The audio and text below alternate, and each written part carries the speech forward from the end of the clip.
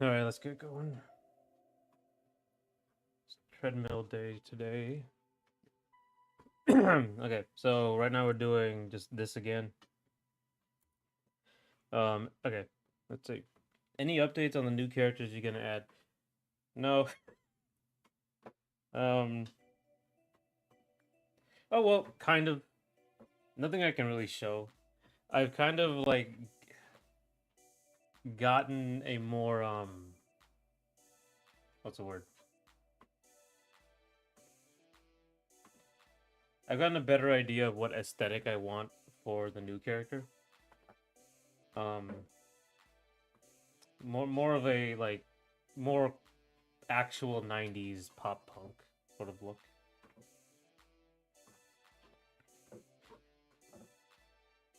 The main problem is that I don't know what she's supposed to do now. Cause like Charlie, like all these characters have a thing, right? Like has his legs and he's like a ballet guy. Cassandra has the bat. Wrek has his guitar, and the fifth character has a whip. But I don't know what this girl has.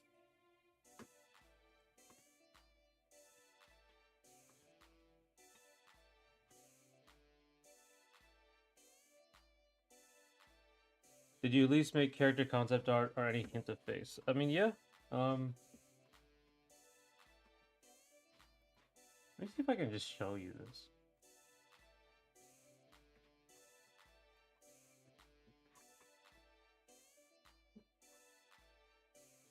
I guess I can just draw it.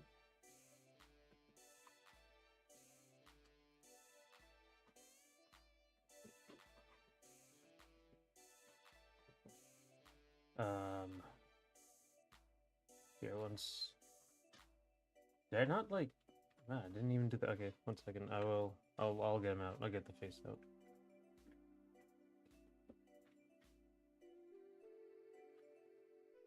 Um,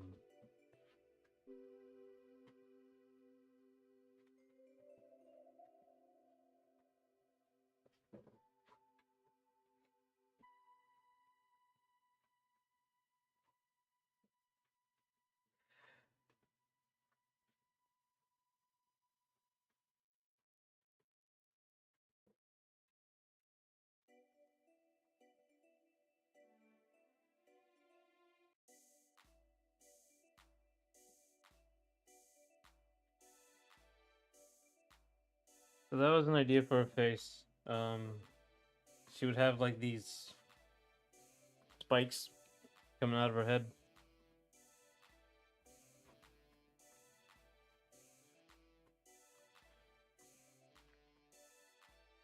Not spikes. I mean, it's like a headband. So it's kind of like the Statue of Liberty, that sort of thing.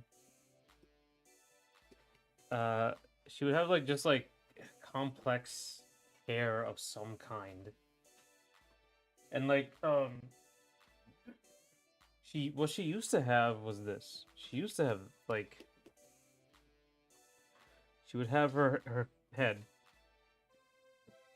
and then she would have like these long ponytails that ended in like a big like a ball, and she would like take them and swing them around and hit the ball. But that's just a whip, and the next character has a whip. So yeah, so like this design, I don't know. This hair, I don't know. I'm just it's still concepting.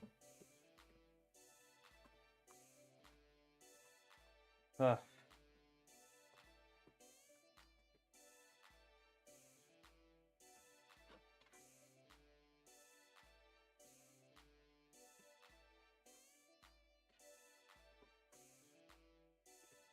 so that's what that kind of character is. The fifth character uses a whip, then maximizes the amount of whips on the character. Yeah, the fifth character, yeah, she's a biker with the then bikers have a short whip, but I'm giving her a long one. You know, like Ghost Rider.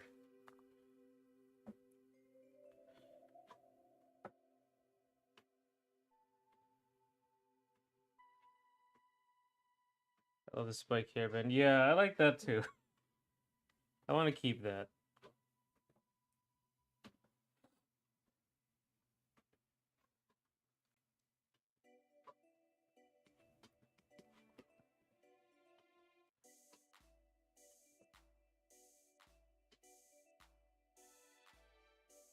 Make the hair contain the whips. I mean, it was supposed to do that, right? Like I said right here.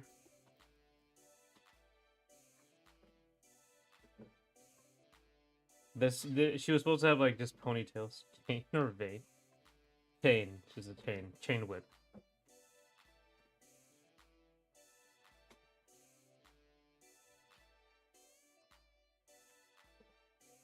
Right? What am I thinking? The hips go like that.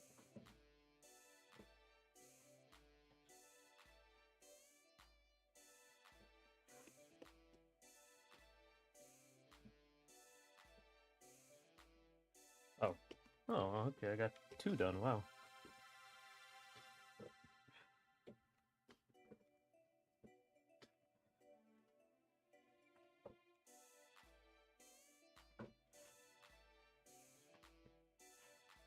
Hmm.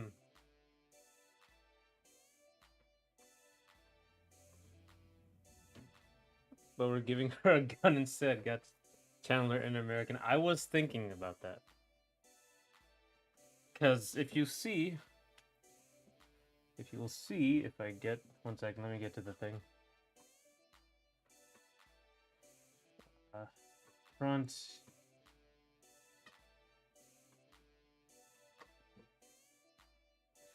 Still, if every character got their own gimmick, then did you plan the tool or main gimmick for every planned future character, like the Russian Packmaster?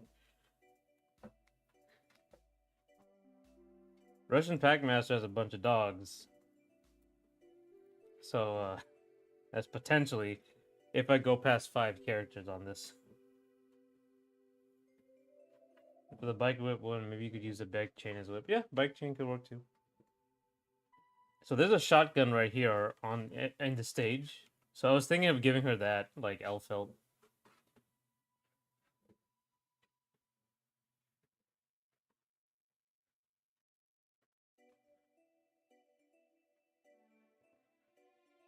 Hey Toxter, I did see the Steam Machine on Twitter, on Twitch. Sorry, I thought Steam Machine. I don't know what they're going for. I guess like just to get I guess just to make it more of like a family thing instead of PC is very solitary. So I see 2 things that could happen with a Steam Machine. One, like they want to make like a living room thing so everyone could play, and that's the appeal. And if it catches on, companies can optimize their ports or games for that, for the Steam Machine. It might be a good thing or a bad thing, but it might help with the problems in PC gaming where you just kind of it might work, right? You're kind of taking a crapshoot.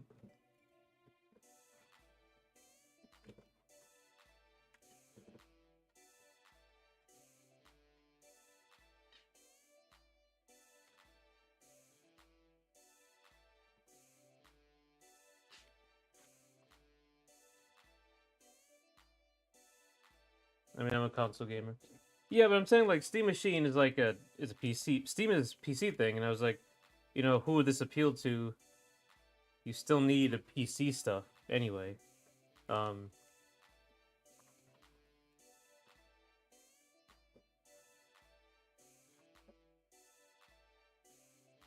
so it's going for people who already have a Steam library, but then it's like, okay, so you want to bring other people into it.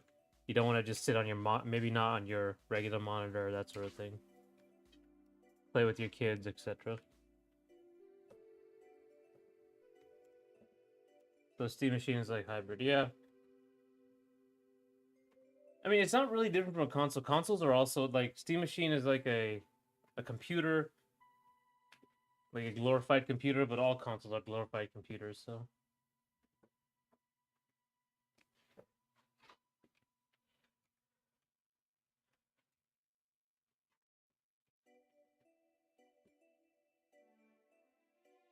Are you gonna get it? Are you gonna get the Steam Machine Talkster?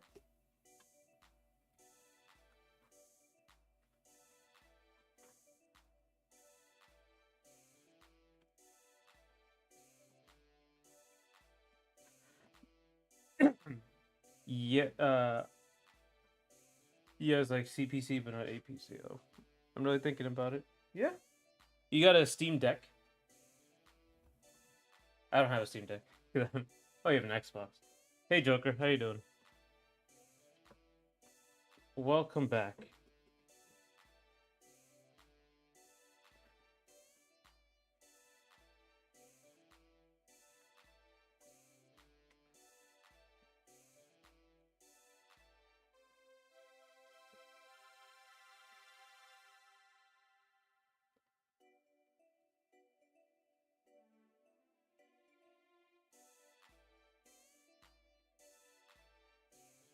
Oh, yeah, I don't have a Steam Deck either. I'm doing good too, Joker.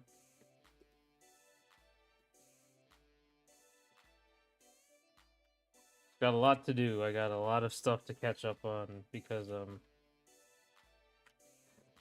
running. This is a one-man show, and I have to do logistics as well.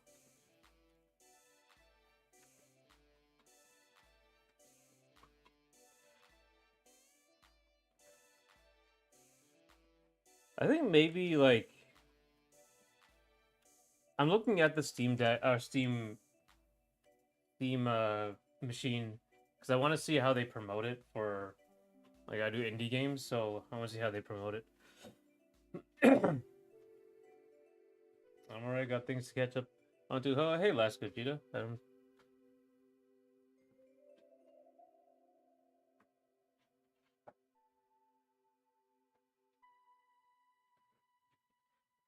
I want a PC, but I don't want the PC stuff like building it and all this stuff right. Pre-built PC, yeah, basically.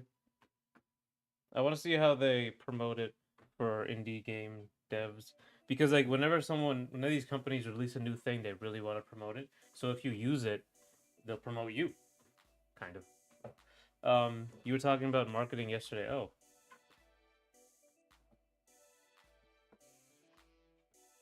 I forgot what I was saying. Remind me.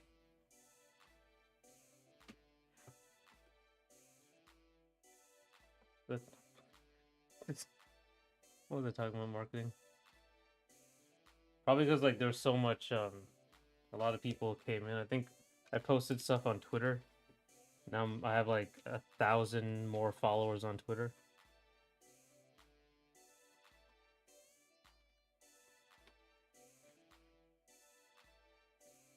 I think for indie devs is great. Like if a good chunk of console players switch to it.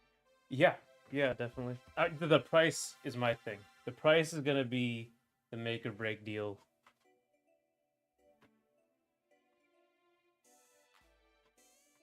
I mean, price in games, price in games.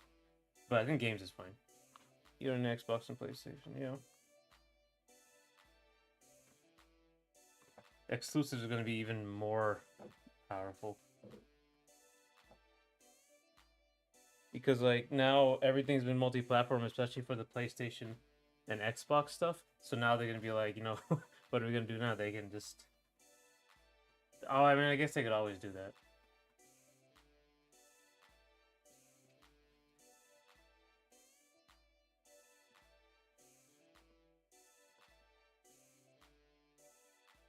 I guess home console is different from PC. It's a different market. To paraphrase, you said you need to market more, and I said no need. Look at Silk. So okay, I remember that. Okay, now I remember. I remember. I mean, that's not surprising. Your art, your is good, and people like good art.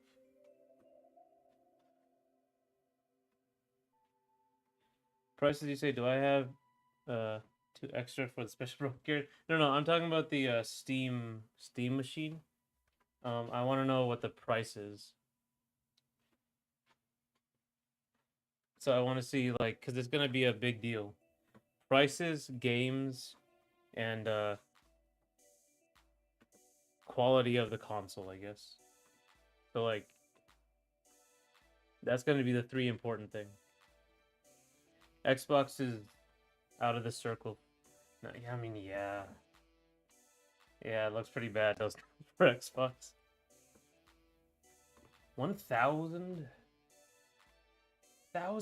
for a Steam. $1,000 for a Steam machine. That's too much. Oof. It better just be a PC I can use. Oh, around 600, 700? Oh, okay. Cheaper than PS5 Pro, at least, yeah. PS5's already 800. Oh my god, still? How much is the one without the disk drive?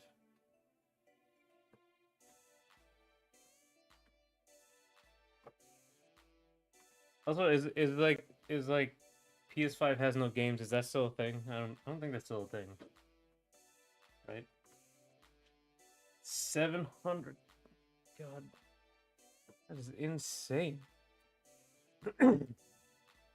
That is insane. I'm seeing the price was cheaper than PS5 Pro, yeah. So I wonder the price, I guess it was 900 or 600. I think it was around 600, 700 as well. Just make sure you get one before the scalpers get there. Oh, that's right. They're waiting. They're literally camping out. Actually, I want to see, like, I've only seen like a line to get in to Best Buy around here once, and I really can't remember why. Might have been like during COVID times or something. Yeah, so pay a little more and get the Steam machine, right? PS5 still has no games. 5% of PS5 libraries are PS4 fighting games. Or the Combo Tober Challenge. Scalpers have had bots doing the work for a while. Do people still line up? Scalpers at least line up for Pokemon cards. That's pretty That's pretty well known. I remember there was a small line for the Nintendo Switch 2. Very small line around here. Luckily, we got two. One for me, one for my friend. So,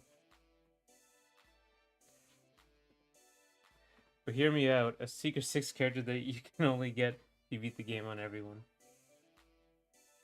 Yeah, if I like, a lot of this is gonna be like personal logistics. Like, can I do it? Am I too busy doing something else? That sort of thing. But like, it's a double-edged sword, right? Because I don't have to ask anybody. I can just do it. But also, do I have the time?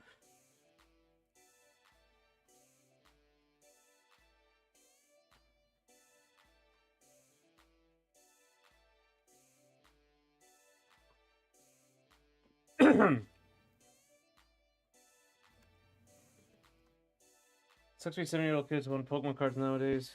You have to fight with 37-year-olds like you're on Victory Road. It's real-life Pokemon now. Now they know. I really just want to see how powerful is the Steam machine. I think the specs have released.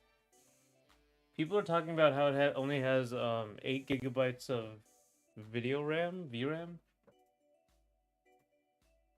I mean, there's like a million videos, probably. Like, what am I saying? There's a million videos going through it.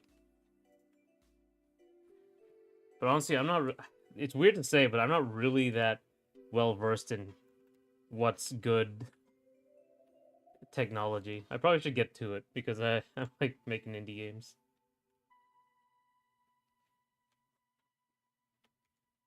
And that stuff matters now.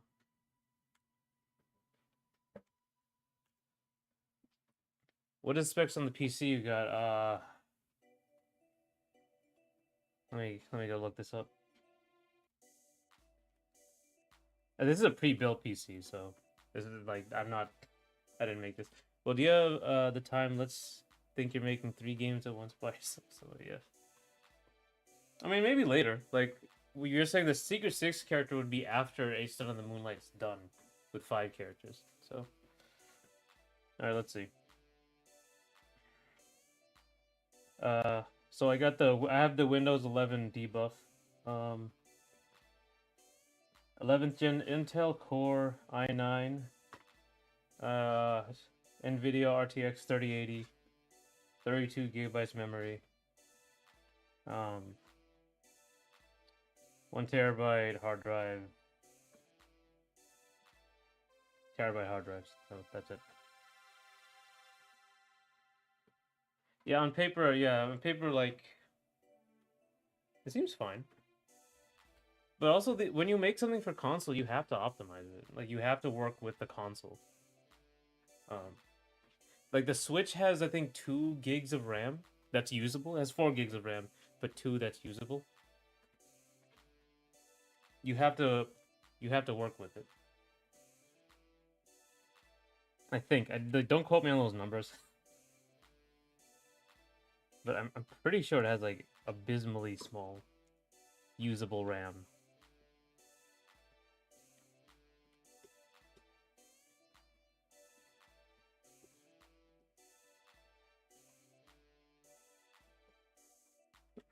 I think you need to know your optimization. If we can connect an external graphics card, that'll be. If it's like customizable, that would be really cool. If it's actually customizable, it's not a bunch of proprietary stuff. I think you need to know your optimization. Can your games run a 15-year-old laptop, take little space, support choosing Windows, and run an ultra wide? So your indie games to the races. Can my game run an ultra wide? I think I force it into 4K resolution. Yes, do something cherry and actually fully finish the game and push it.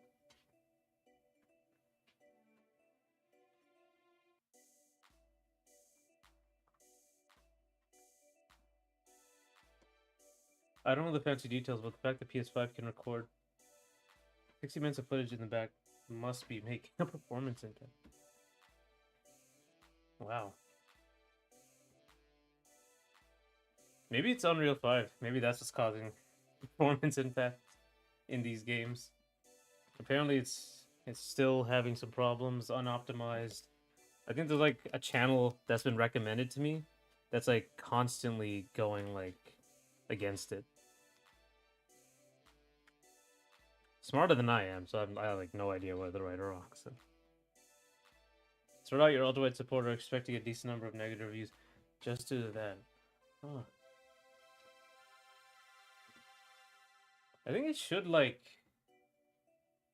just make giant black bars on the side, but I guess I have to make one. Drinking soda and exercising is what?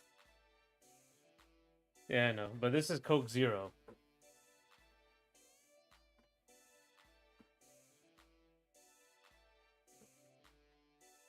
I just had like Chick-fil-A, so I'm not exactly the picture of health right now. Can you just release a game on Steam Deck and Steam will do the optimization? I don't know how Steam Deck works, but you have to get approved for it. So they're gonna test out your game on Steam Deck, and then it will they'll make the determination. So I think you have to optimize it. Like, you know, if your game runs like shit or is a virus or bricks the Steam Deck, you know, you can't have that. But I think it's on you. I don't think it is just UE5. The PS5 is always capturing up to an hour of footage, which you can call it anytime. Well, people should have stayed. You don't need to force it to what you know. Yeah, exactly. Wasn't the Final Fantasy VII remake was Unreal 4? Like the first one? I don't know about the second one, but it looks amazing. With Steam or OBS, it is a choice. You do Coke. That's right. You know my terrible secret. Oh. One second.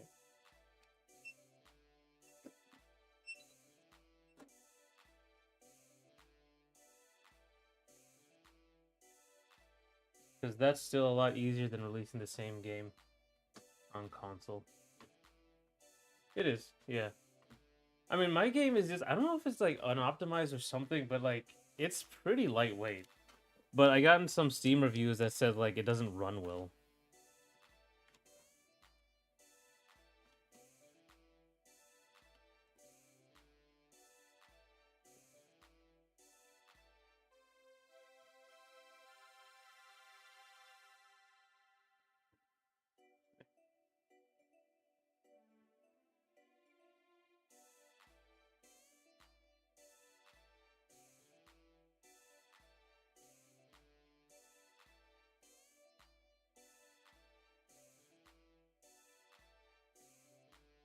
I gotta call the cops.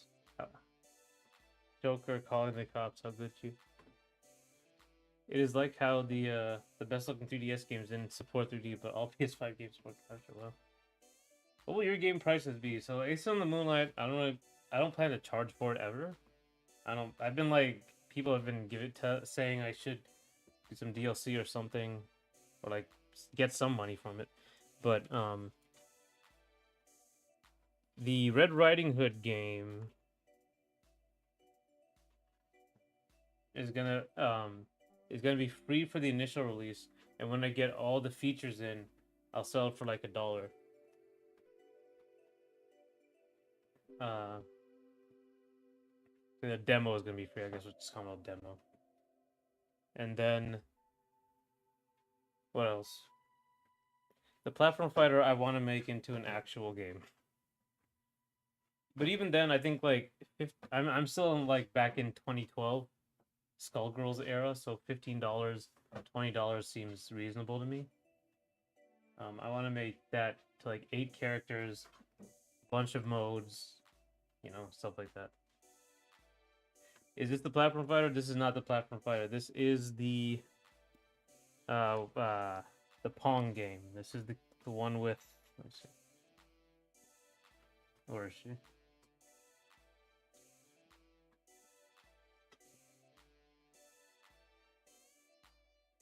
Where is she? It's gonna take a second to load in. This is the Pong game. This is this character.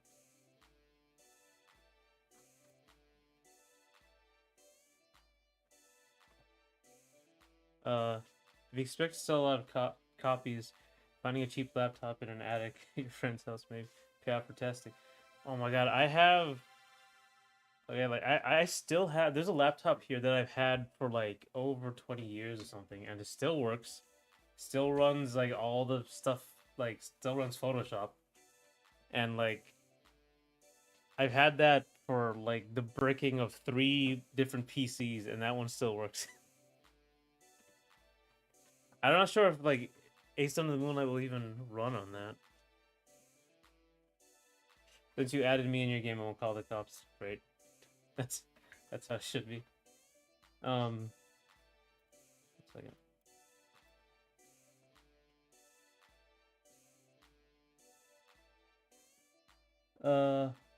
An art book or soundtrack as DLC would be wise, given that people really appreciate your stuff. Definitely, yeah.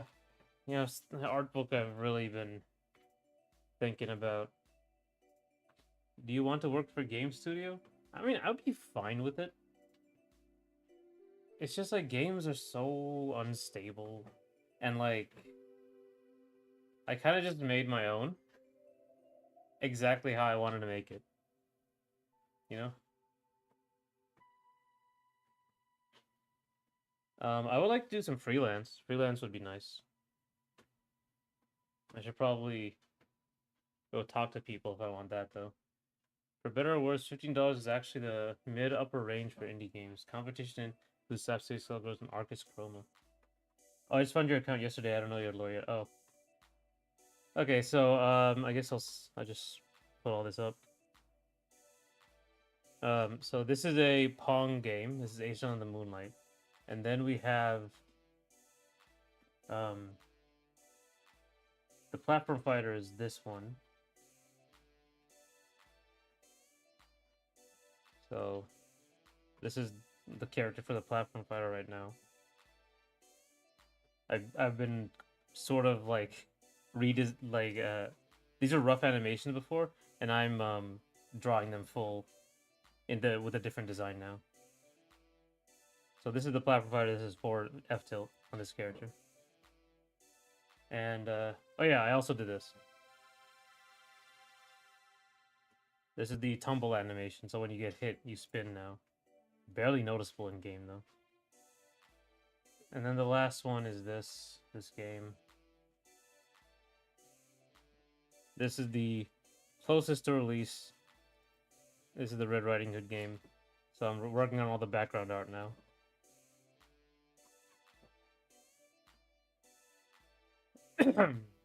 What would be the requirements to work with you? Just pay enough money, I guess. Pay enough money, make sure the contract isn't terrible. That sort of thing. It's a twink in it, so you should play Moonlight. Yeah, I'm also getting some things in Ace on the Moonlight. I think a lot of people downloaded it recently because of the short, and then I put the short on Twitter.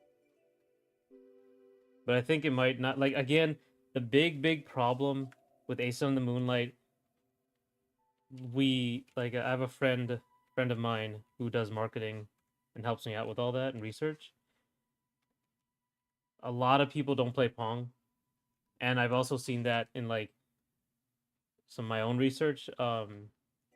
Genre is the most important thing for Steam. People just don't play Pong, period. It's like it's not a genre that's really popular.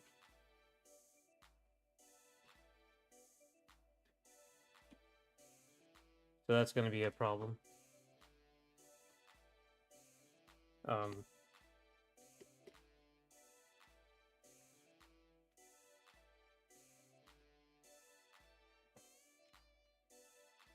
So I'm getting people who are like probably bouncing off pretty bad when they find out that it's kind of just Pong. It's fine though, because like, you know, people they played it, so. Okay, what genres are these besides plat fight? So this one is Pong, Windjammers, whatever genre Windjammers is.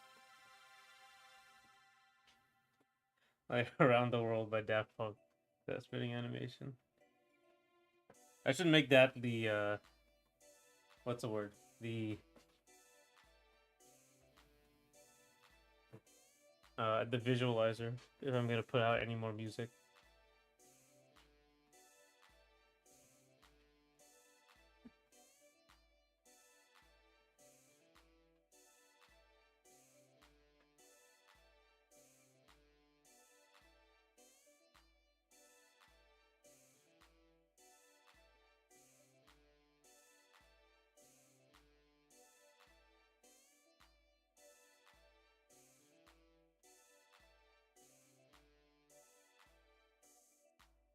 Oh, and the Red Riding Hood game is what's that called?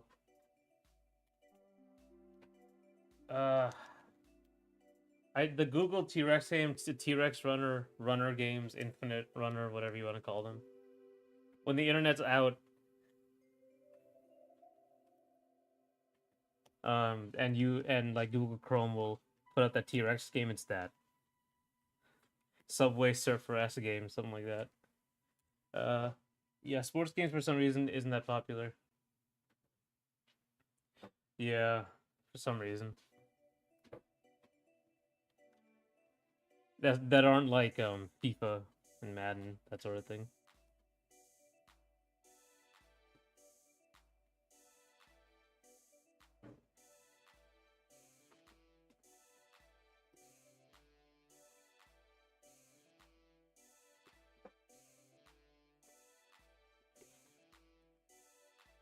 You make your own music. Sorry, I do make my own music. I also made my own font. The one in Ace on the Moonlight is the font just I made. It's not really good for reading though.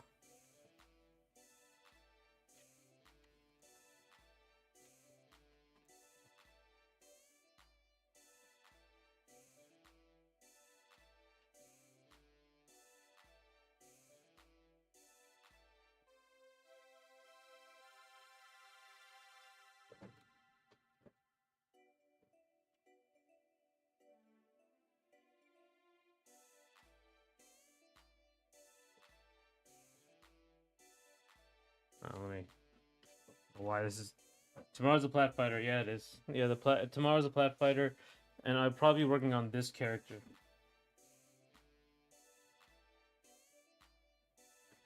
So I'm working on this character. This is the next character who isn't the Ijo, the Japanese one. T-Rex got nothing on Wooden Robo-chan. Yep. So tomorrow we'll be working on this character, probably. I might do some animation on Kijo, so... If you want to come for that, yeah. It's why, like, I put the schedule out in advance so people can join whichever game they're comfortable with or are interested in. If you had an autumn rap, go place a Slap City, the main theme with vocals, which I used. Yeah, I do know the Slap City theme.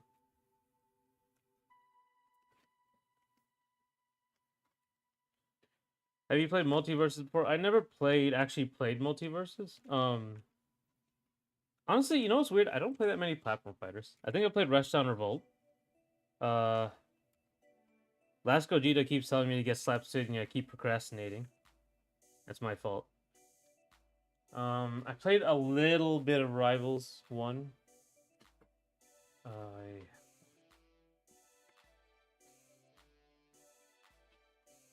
That might be it.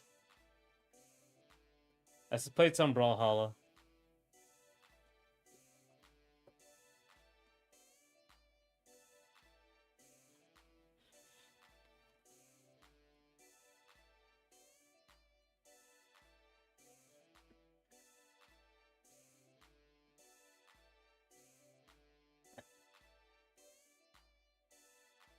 I'm waiting for Combo Devils even though I'm Xboxer.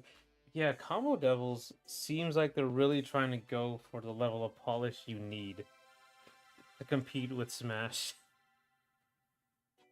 Do you download Multiverse before it got delisted? I did not. I was not super interested at all. I'm down for whatever. Like hanging out. Oh, okay. Thank you, Joker. Yep.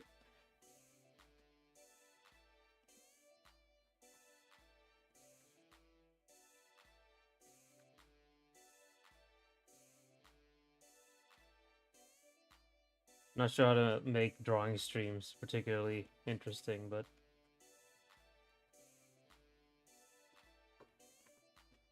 okay. What about Nickelodeon All-Star Brawl? I don't think I actually... Well, did I play? No, I don't think I played it. I didn't play it. Combo Devils does seem... maybe it can do it.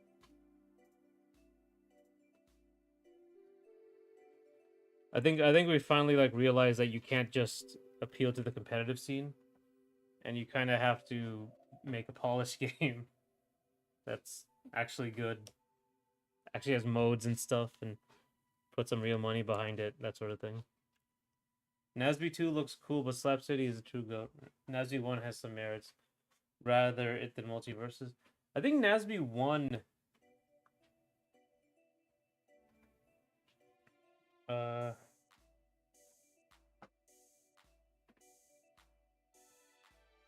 Nasby 1 I think is still... Like, Nasby 2 kind of had a problem because Nasby 1 was not great received. Or was... No, I don't know. Nasby 2 doesn't sell as much as Nasby 1. I think it's because Nasby 1 was kind of not polished, but who knows. It's your personality why I come back. Well, thank you. I'm glad I have an interesting enough personality, or at least chill enough personality.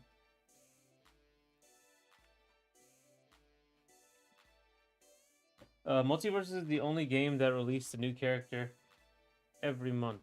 Only game. Oh, so it actually did do the live service thing.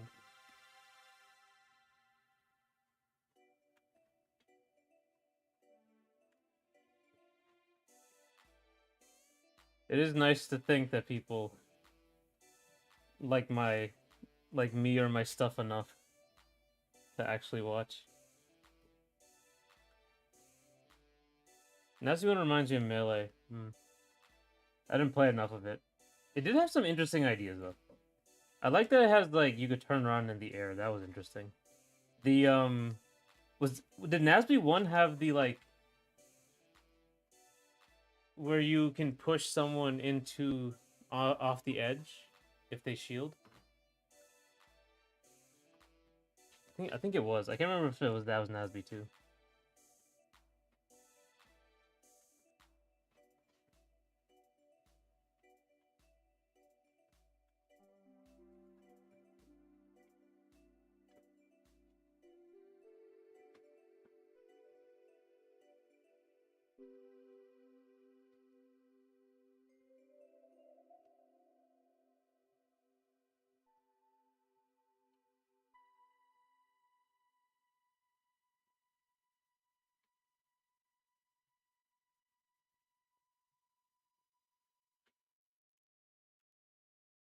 Big Figures is also looks good, right? So hey Keith. Let's see. Yeah, the damage was sort of done by initial Nasby one impressions. Some people think it didn't get voiceovers or items, or other modes like sports. It's always be those made fighters. Fun of it. The Kusoge of the platform fighters. Nasby one had the Shield Ledge interaction. Yes, okay, yeah, I do remember that. It's in both, right? It also had a strange RPS mechanic with smashes, which I think was dumb, but I guess I was not competitive. Huh. Nasby removed the RPS, but also the turnaround. Really? Nasby 2 doesn't let you turn around midair. I thought that was a pretty interesting thing. But hey Keith, what's how you doing? How you been?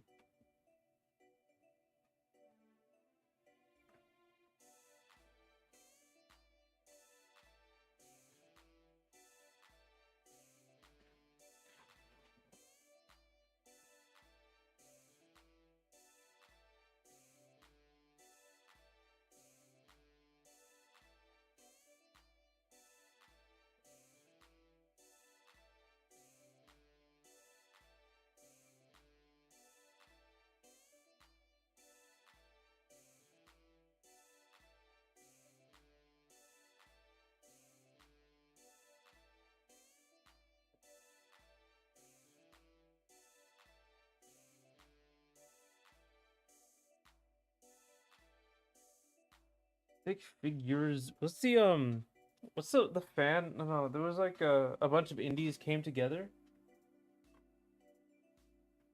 I think Multiverse almost killed a fat fight for big companies. Ah, yeah. But I mean, WB just, I mean, they dropped the ball, man. Another game probably killed by Unreal 5. They were like, they had a game, and then they just said, like, we have to use Unreal 5. And then you basically have to restart, and there's all these bugs, and like, you can't do that. I feel. Yeah, I think it's like a lot to do with the fact that they went to Unreal 5. They could not like keep up with that. It's a new thing. It's gonna have a lot of bugs. Platform fighters don't like that.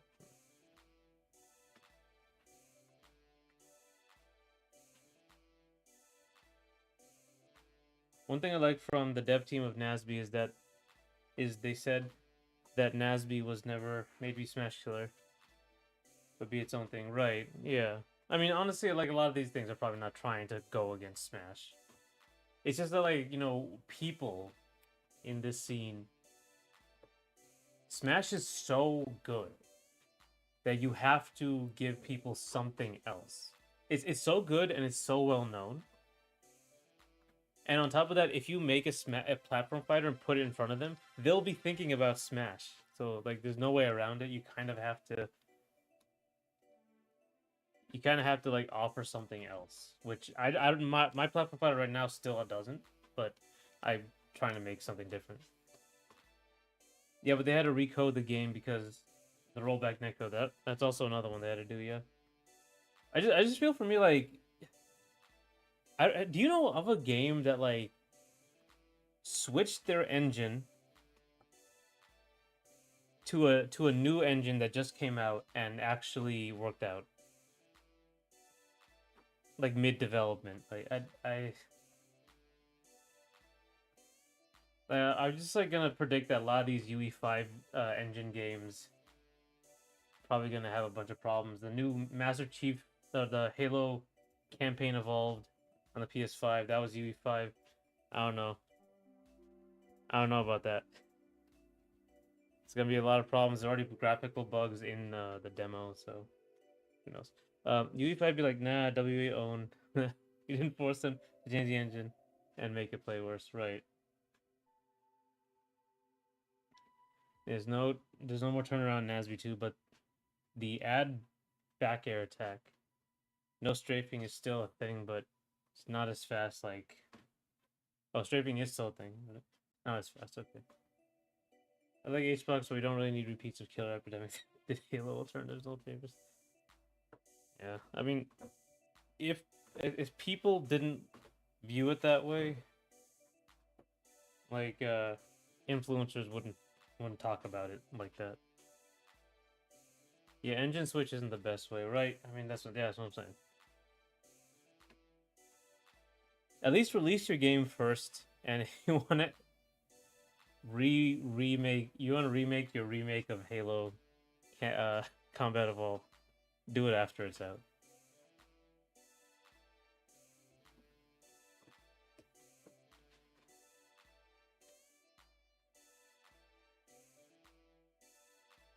The only thing I'm sad about Multiverse is the LeBron James. That was the best. Oh my god, that was so funny. They actually put LeBron James in. It's just he was a better addition than Ronaldo. I think they stylized him, and he already had like a cartoon version from Space Jam 2. I think that was my main character. That's another thing about Multiverses. They had creative characters. Like Tom and Jerry was a creative character. Iron Giant was a giant, and he was broken, and they never fixed him. But that was creative. LeBron James was also pretty creative. You know, he also had a bunch of infinites. Which I think H-Box only said Smash Kill just to hype the game up, yeah. I think it was Donkey as well, right? Donkey called Multiverses a Smash Killer, and then everyone did.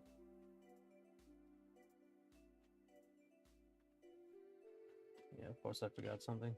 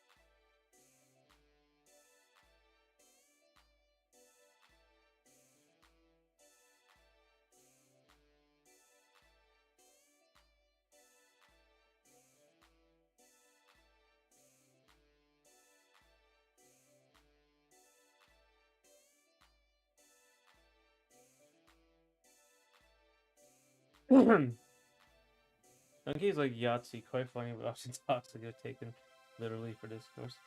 The ball threw into dunk into a ball thrown into dunk.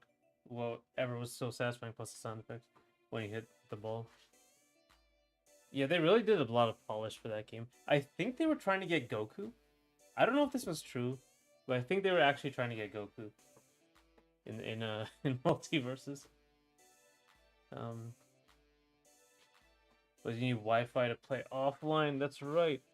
Always online is dumb. Really dumb.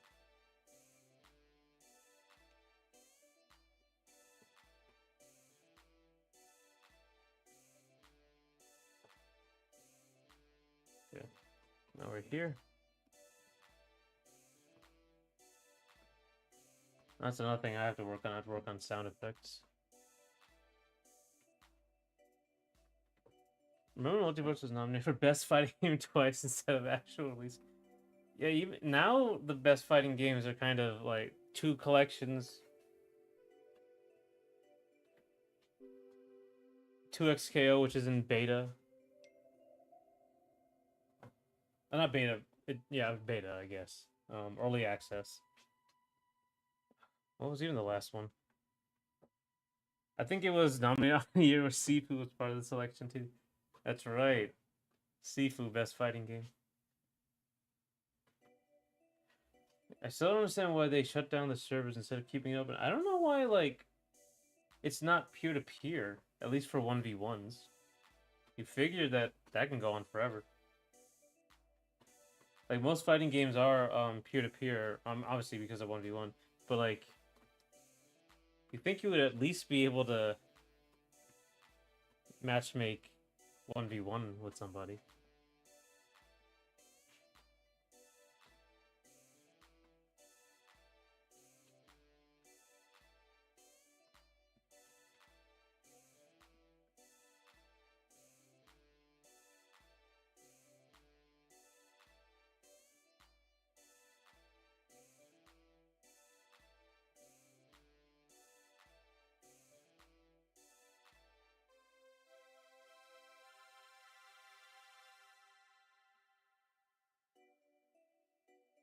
Leave it open, you have the money, yeah. I mean, WB does not have the money. Apparently they're in terrible, crippling debt. Remember Multiverse was nominated? Yeah, I think it was the nominated years too. I still remember in the middle of a tournament, the Wi-Fi DMC. Oh, there's in a match. Multiverses. Oh. Surprise Dynasty Warriors Origin was snubbed. It's my game.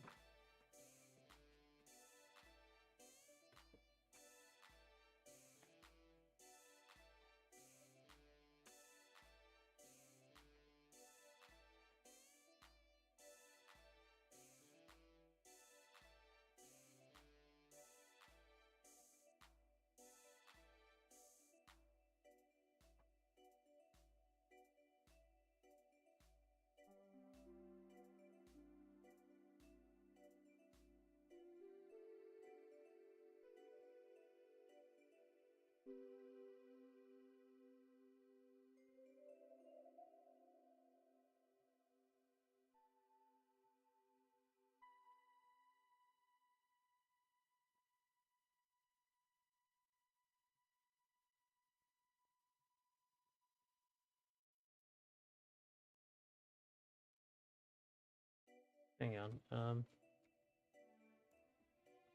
I think Iron Giant was banned for a few weeks in all builds due to bad balance and regular fighting games would be a rule set. Not them being removed from the game. Right. It's new era of live service. He was removed twice, I think.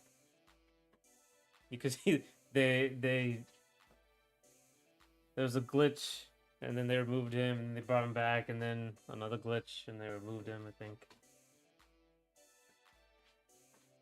He was a mess.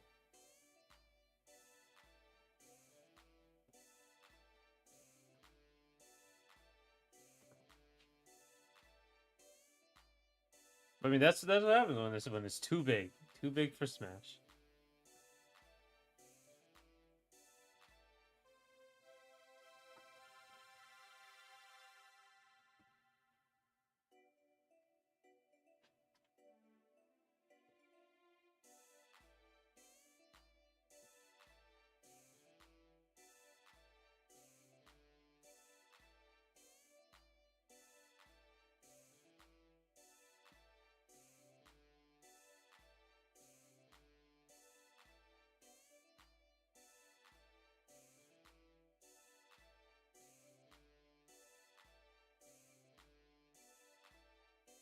Yeah, and the direction they was going after the release, it wasn't the same game. That's right. They made some gameplay changes, a ton of gameplay changes. People didn't like. Um, if Smash was by WB and free to play, ICs would be The Iron Giant. Oh my god. There'd be way too many characters. Ganondorf will be removed often because he has so many glitches. Um, I think you'd want them. Yeah, I want them gone forever, just for past crimes.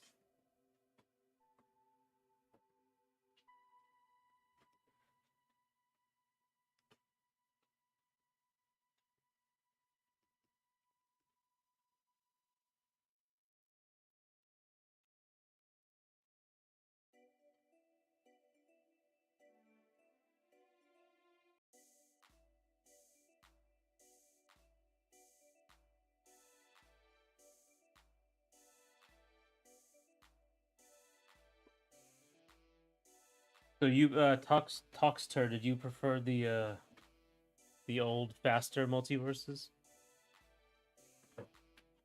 I'm guessing you did.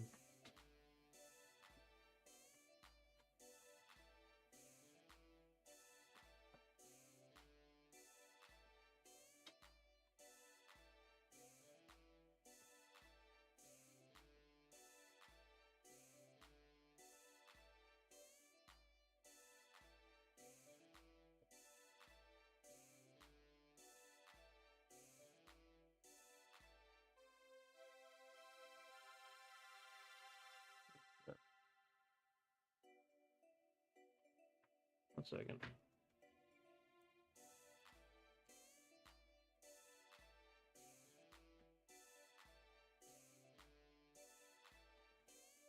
I just want to see my boy Crazy Dog. Yeah. I guess he should have been in. Was he in the game? In Multiverse? I think Nasby, wouldn't he? If I remember, Multiverse did have a final patch for balance as an apology, and some people are modding the game. Okay. No, really, I like the speed, but not that fast. I see. Hey, everyone. Hey, Michael. How you doing?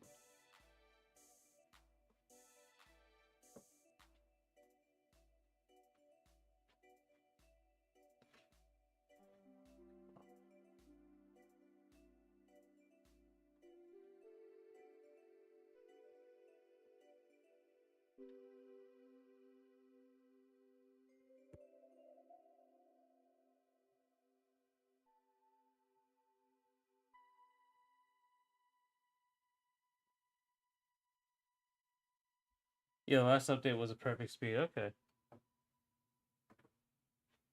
Oh my god. I remember they added Lola Bunny and one other character.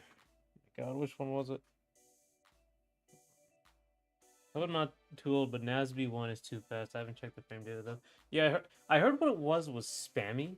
Like you could spam like a million nairs, and that would just be the combo.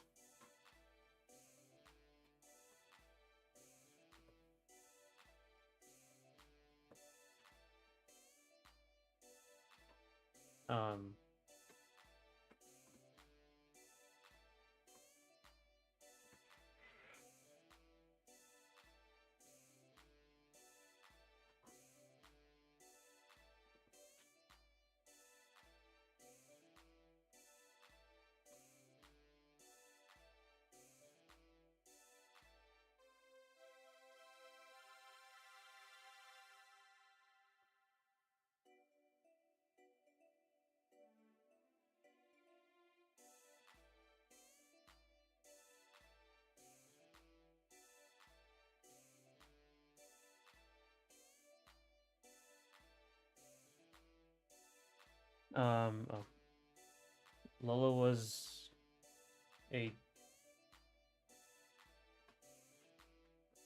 LeBron because they nerfed him. Oh. Matches of Nasby don't seem so bad when I watch. Oh, was it semi LeBron? Okay. Okay, she also has a basketball or something. Nasby one has fewer attacks than Smash 64 distance and much less hitbox variety. So it feels smaller. Ah, I see. Combine that with quick recovery and blazing movement. Then there was like a lot of problems with the TMNT characters. I can't remember which ones. They put in that game, and Nasby 2 they put the other two in. What is my favorite fighting game archetype? The glass cannon. And if LeBron, what will they do for his legacy?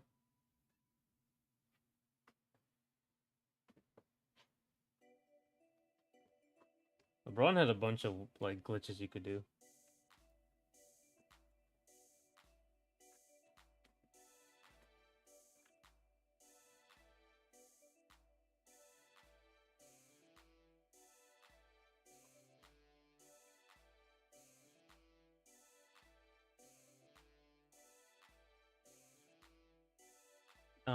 I like Fox as a glass cannon, like Chip as a glass cannon, play that character.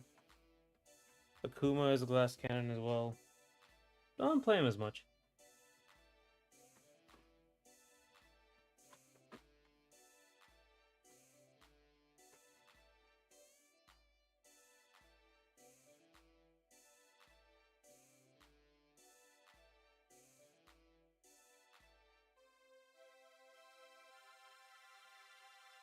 Huh, it's gone.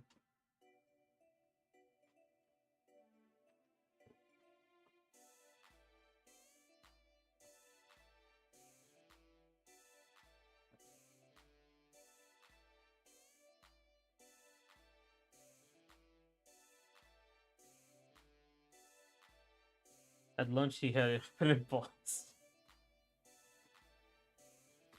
Right.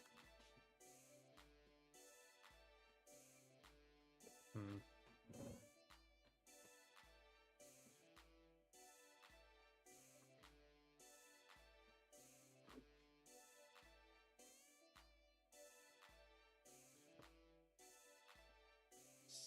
Smash 64 is at launch. Oh, at launch, yeah, then balls, yeah. Smash 64 is slept on hard. I watched the grand finals of it for Pork Party 9. I was impressed. Uh, Smash 64. I don't think Smash 64 is slept on hard. It's boring as hell. I'll say that to watch. Let's not forget his balls loop. Yeah, LeBron had quite a few problems. It may be one of the most polished first installments in any fighting game series. Okay, true. That's true. There was kind of a fighting game renaissance, like a rush, I guess. Not renaissance, a rush, a birth in the 90s, so a lot of people rushed things out the door. Gold rush, I think that's the term.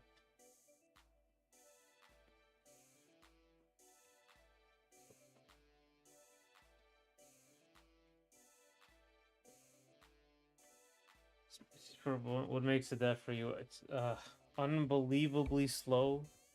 The amount, if you really, if you're bad like I am, if you're not like 100% perfect with the combos, it can be pretty fun. But watching the pros, brother, like they just don't do anything for a long time.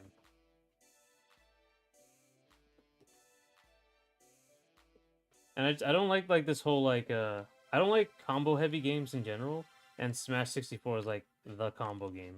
And this is why. This is actually the reason I don't like combos as much, is because this is the end result. It's just you can't do anything. And there's no reason for you to go in because you could get hit. And it's much better for you to just wait so you can get your combo going. That's my thing. I say LeBron is the most unique character in Plat Fight history. Honestly, he might be. There hasn't been much innovation in that, I guess, in that field that I know of. Though I guess I don't really play many of them, do I?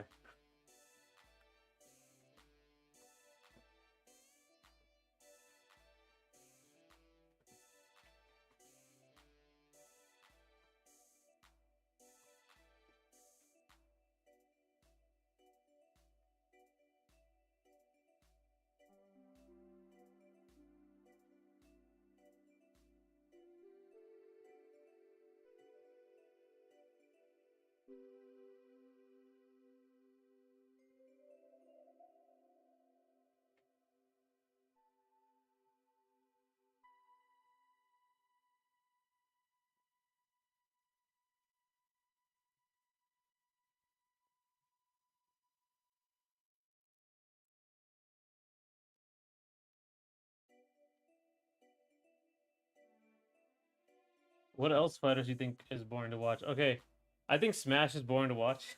I don't like watching Smash. Um, a lot of it's running around doing nothing or running away. Like once you watched enough of even stuff like Melee, you kind of see that they're not doing anything. So like you can tell like this is neutral and it's gonna be like this for a while. It's only fun to watch when like it's like last hit.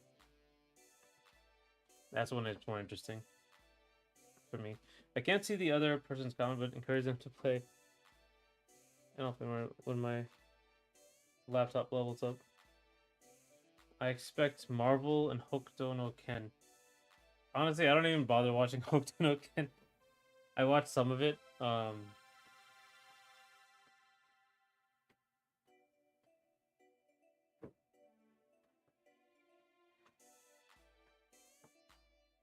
Only for the novelty. I wanted to see the basketball combos. For me, in a plat fight, I just want one or two moves that are satisfying to hit. Up smash, Fox up smash is satisfying to hit in every Smash game. What was that? What was that? I love you in every universe. That's how I feel about Fox up smash. Doesn't matter what the game is. Smash is boring. I just watch tournament highlights. Yeah. Hmm. Marvel isn't boring to watch, especially because like the commentators are so wild, and also I mean, like, if you're watching Marvel, it's more fun because it's so crazy. Like the VFX are so like the game is such a spectacle just in general without the competitive aspect. They put all these like VFX and characters and explosions, um, and the long combos and stuff. And like looking at incoming mix is more interesting than actually having to deal with it.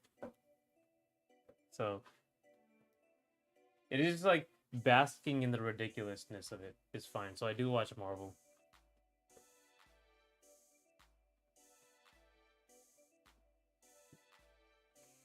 Also, good luck designing a platform with high mobility without becoming a faster Smash 64.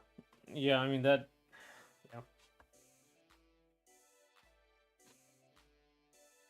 Yeah. Funny, but only satisfying character in multiverse is LeBron. That is actually seems like happens quite a bit. Like for me, even I think I only have like Fox and Ganondorf for me are the only really satisfying characters. I think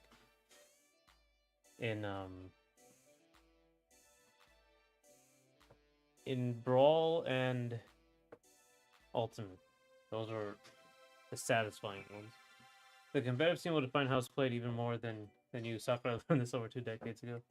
Yeah, and this is gonna be a problem, right? Because like my game, um, you can combo really easily. So yeah, the better option is to sit in the back. But I've been trying to like nerf combos a lot, right? Because I take after Brawl, which didn't have any combos really, or they were very hard to do.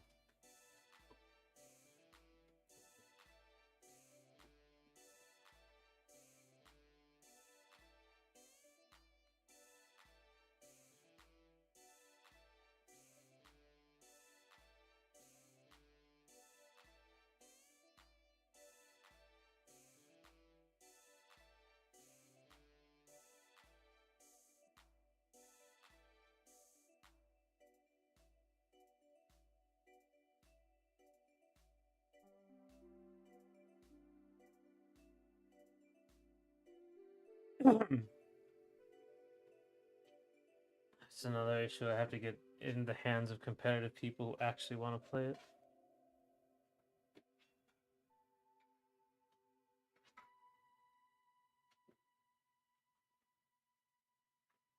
Maybe add a combo cap.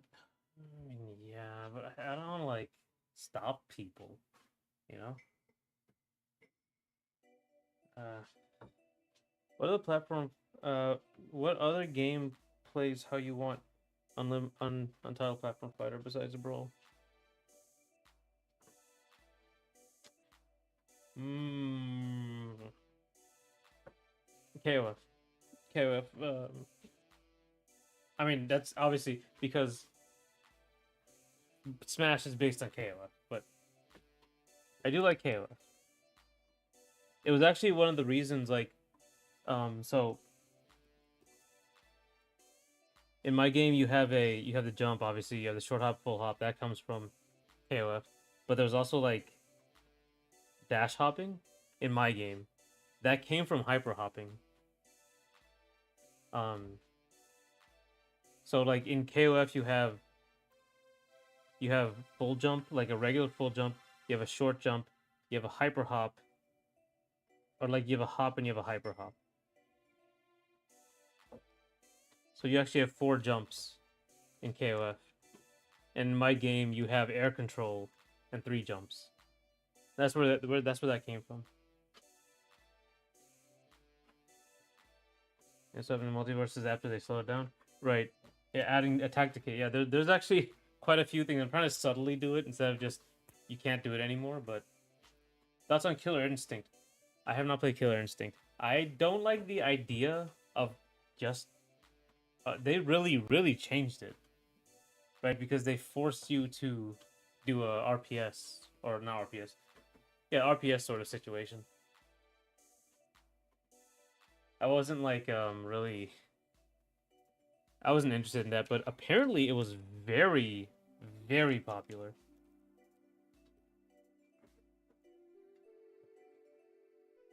At least popular for Killer Instinct.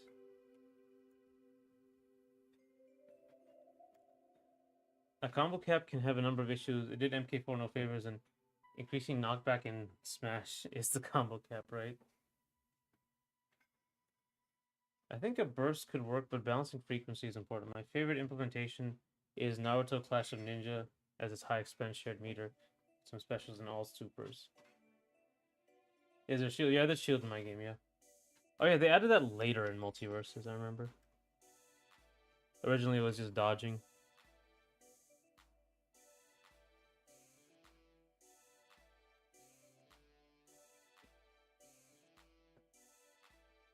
Someone just said KI.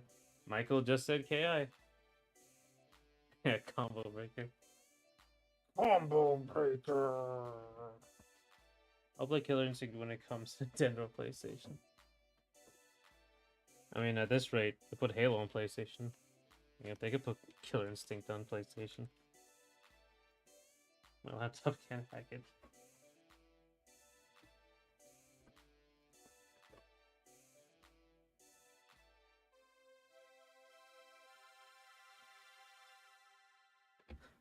The announcer is great for that game. I guess he would be the like. Do you think he's the best one? Like, who do you think is like the best announcer in these video games? Smash One, like Smash 64, had a really good announcer.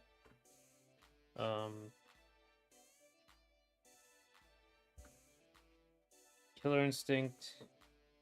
Do I remember another one? I thought the Street Fighter 4 announcer was okay, but the writing was really weird. Any thoughts on having an announcer for your game? I am in the process of getting VAs, and I'm planning to get an announcer. You gotta yell combo breaker now. Take it from the top and yell. Combo breaker. I can't do it. That guy does a full send. I'm a hack. Or like a few quick matches, you can force out a combo. Force out a combo once we're stuck. A burst, right? Yeah, burst like Guilty Gear. I think like. I mean, yeah, I kind of have to. I have had a problem with the infinites. Even now, like just me alone.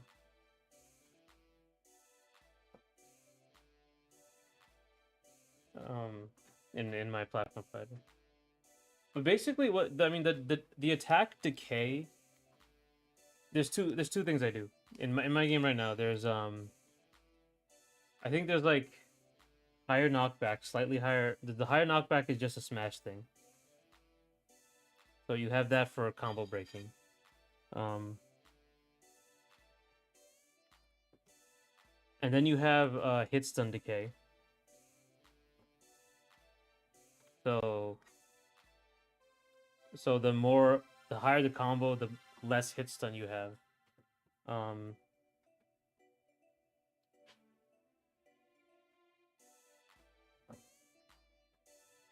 there's one other one, I think. I know Platform Fighter is first, but isn't Slap City. Rushdown Revolt has burst. I remember, and it's pretty necessary. That game is pretty um unforgiving. How about Skullgirls? I like it because it's 2D animation, though it's mobile. Yeah, Skullgirls is on both. It's on PC and mobile. Show another game. Brawlout doesn't have that. I have not heard that name in a long time. Or shield like combo devils. You can shield only one spot. See, I don't like that. Rushdown Revolt also does that. It's a little too hard to tell when the characters are that small and moving that fast. When you're getting crossed up. What I have is a high-low system.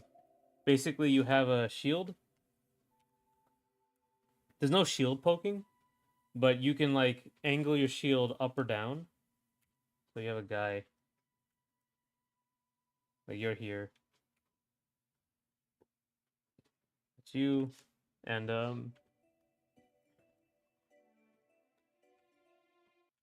you can angle your shield up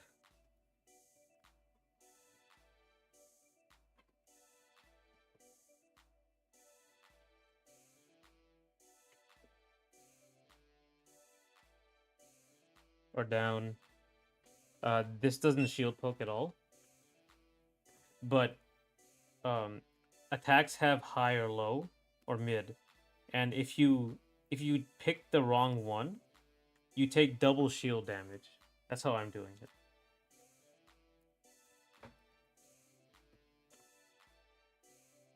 Does Inferno got a pet to guard the Inferno studio? No, I don't like animals, honestly. I don't like pets. I'm a cat person, but I'm not a pet guy in general. I like looking at cats from far away. Parry, I do have parry. I love parries. I think parries are great in multiplayer games. Power shielding, I guess, is what it's called in Smash, but love parries. I have a parry that's unencumbered. If you parry them, you get like invincibility and immediately actionable. None of this like you wait till your shield drops or there's a pause or whatever. I don't have a strong opinion on how to handle shields till I actually play the respective games. You guys aren't cat people?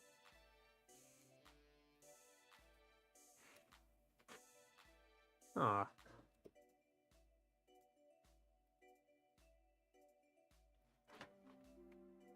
I talked to her. I think I talked about it with the YouTube fellows, but I was like I didn't realize there was an argument against parries. I thought they were like universally objectively excellent.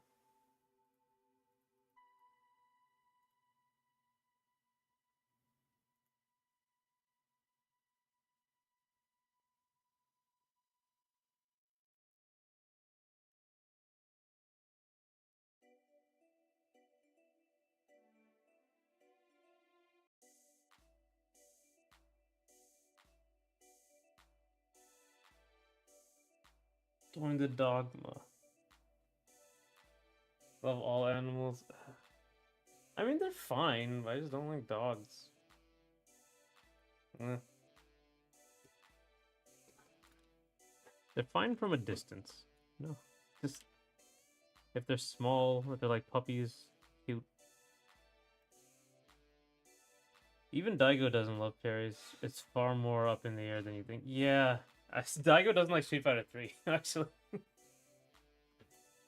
Even though it's the one he's most known for, he doesn't really like Street Fighter 3. So parries have so many catches in, yeah, Street Fighter 6, oh my god. 20% proration. Like, I think they made it a little bit smaller, but god, any type of proration, why would you gimp them like that? That's so dumb. Like, the way they destroyed parries in Smash, just unforgivable. Unforgivable. It was literally perfect in Brawl, and they were like, nah. We gotta put my stamp on it.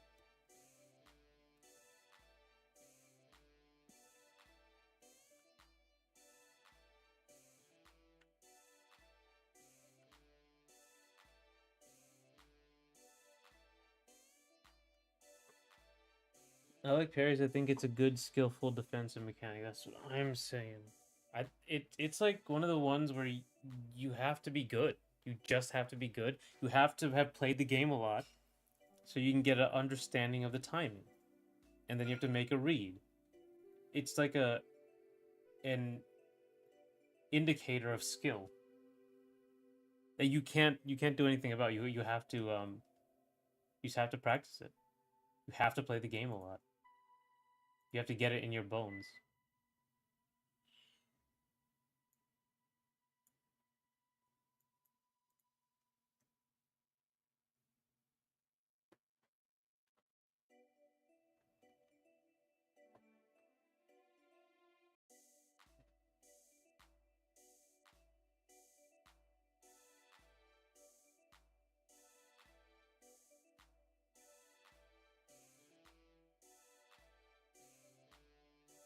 You have a habit of skipping Smash 4, talk about how Ultimate messed up something else. I mean, you're not wrong in this case, but still, pretty what it appears. I usually don't talk about Smash 4 because I don't play as much Smash 4. I didn't play as much Smash 4. But the parries in Smash 4 also had some issue. They were either like they messed up shielding in Smash 4, and there was like a delay to parries, as far as I remember. But Smash 4 had Rage, and and they when they brought back combos, they caused so many problems. They didn't really think about it. It was a mess. Smash 4 was a mess, at least in my opinion.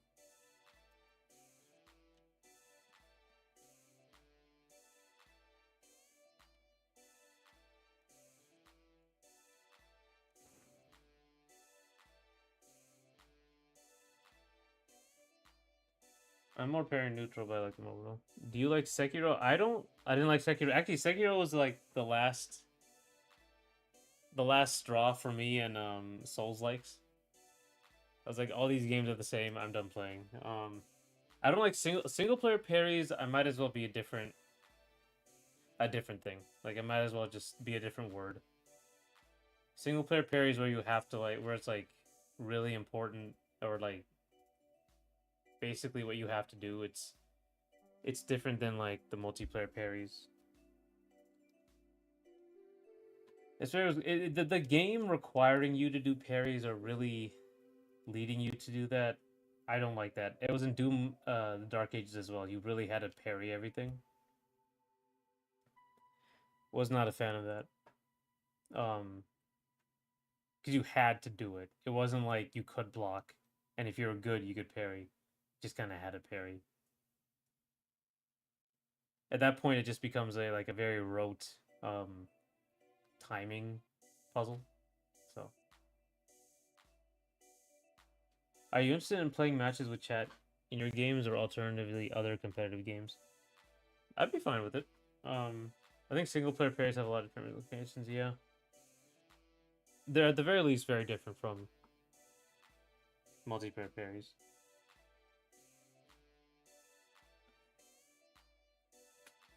Because single player games are designed to be beaten, and technically, multiplayer games are not designed to be beaten. I'd be fine with playing games with chat. It's just I usually don't play games at all. in I try to get like a gaming channel first, so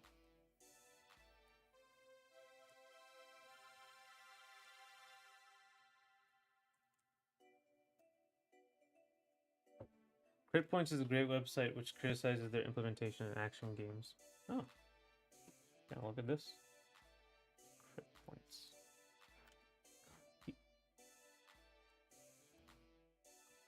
Oh, oh, oh, oh, oh. Well, this is a very 90s website.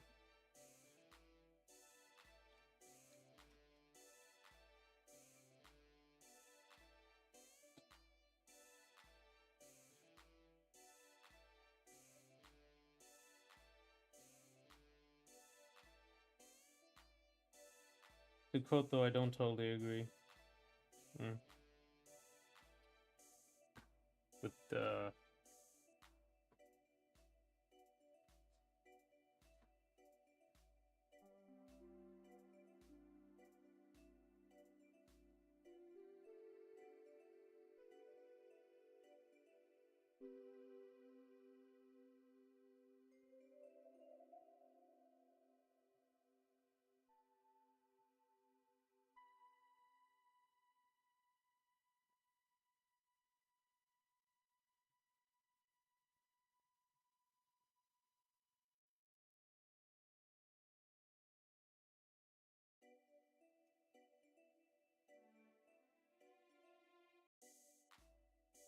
if you allow parries to count every single attack in your game, then your most skilled players will have the most boring experience of your game.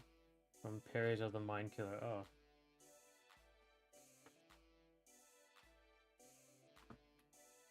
I mean, yeah, yeah. I mean, it is. It kind of does get like that, even in what's the word? What else defensive mechanic will be in your platform fighter? Oh man. Okay, so there were air techs, which like you have regular spot dodge, regular brawl spot dodge, and then you could dodge while going in a direction, left or right, and it would shoot you in one direction. Um,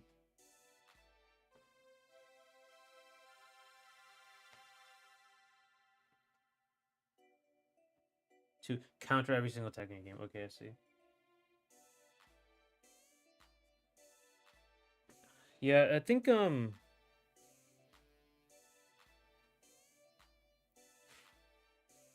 Doom of the Dark Ages, once you memorized everything, it does get a lot less interesting. um, because it's just like, but yeah, it's just like parries are too powerful. They're like an answer to a question, and they're like a final answer to a question. Um, can I said can I send Twitter video about a game? Sure.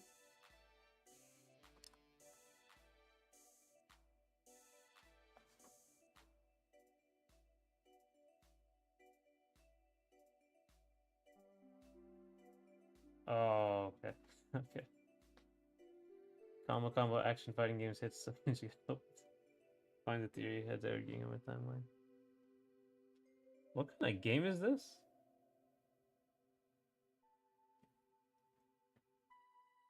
Here, I'll post this on the YouTube as well. And it is specifically focused on single player and makes the point of how multiplayer connects for these. Right. Here's something from the from Twitch. This is a Ninja Gaiden like game. He's working on 2 games. Ooh, cool.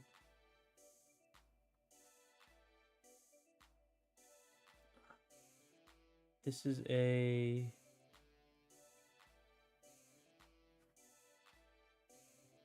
dude with a trident fighting a muscular monkey frog.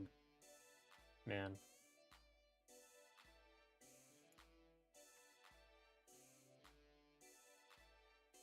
Unannounced frog game set project. Okay.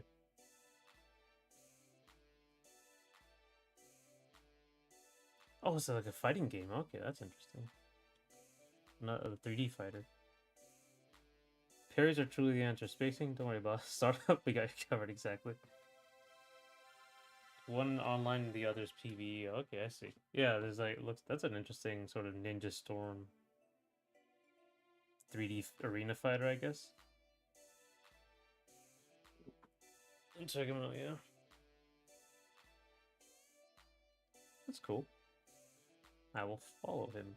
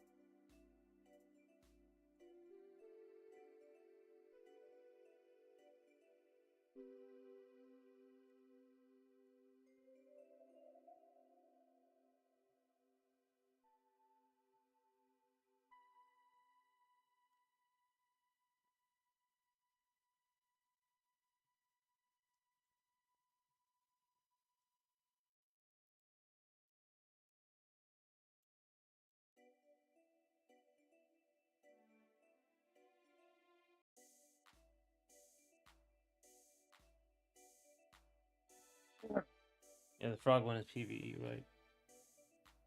Looks interesting. Nice animation too. I like the little smears.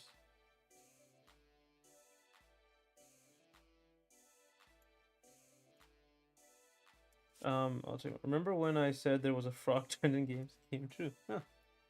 You did say that, didn't you?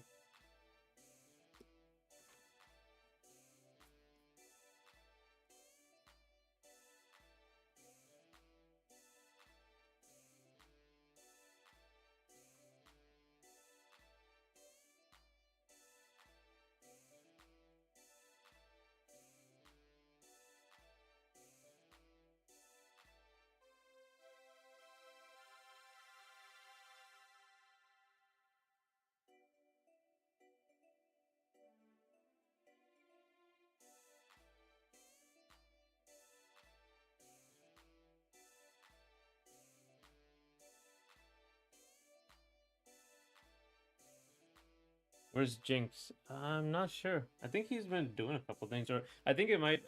This might be a little late. These streams are a little late. I have to think about fixing the timings here.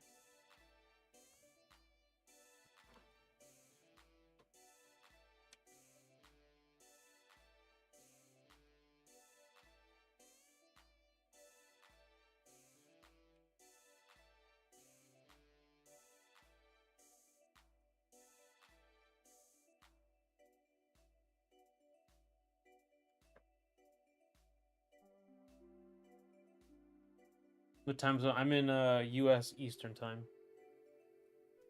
The cow's touching grass.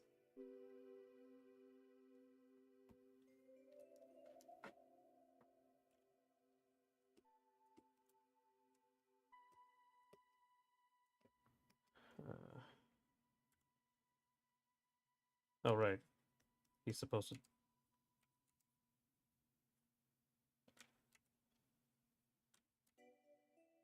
Supposed to be covering his mouth. Period. So.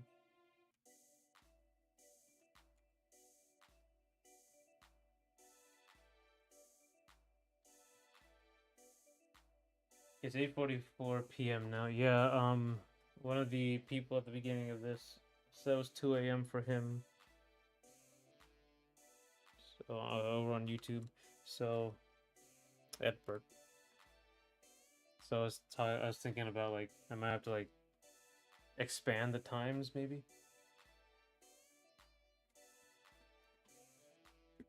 We'll see.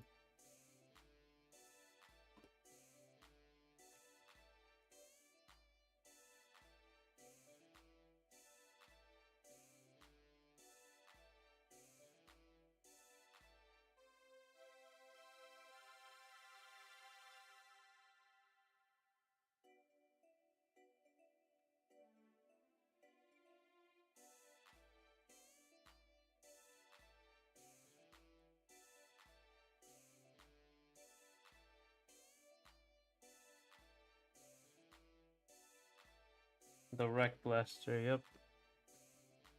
Right there.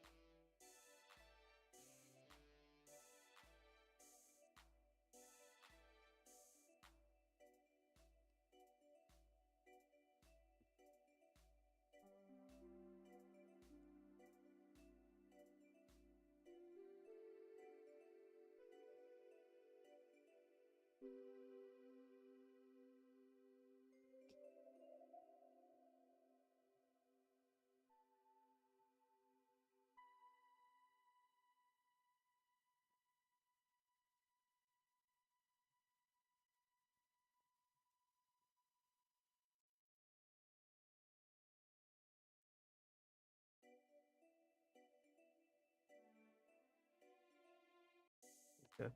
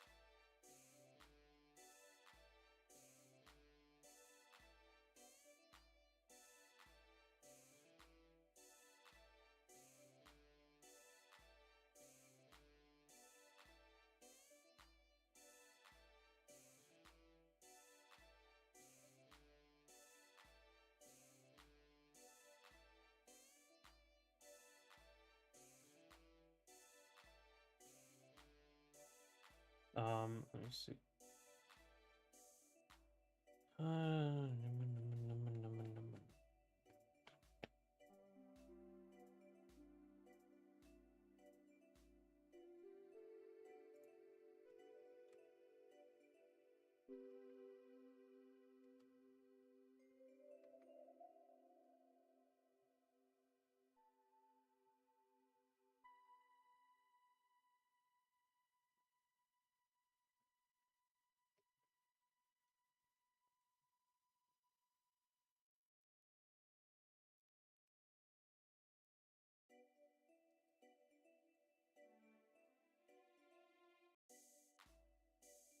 Did you already create the movement? I can imagine you animating the character details and general motion for Wrek. Oh, I can't imagine you animating. Yeah, the movement's already done. This is a very simple movement. Um, Again, like this character has this gun is actually this timing is wrong. It has to be much faster than this. Are there any blog? Are there any game design channels or blogs you like? You can't name Sakurai. I think like Raymond Cripps. I think I talked about Project Feline. Very big. I've been following that for a while. I'm not sure what else other game design ones. You know, I didn't like Sakurai's videos a lot because they were very short. But a lot of them are very useful. So let's see other game design stuff.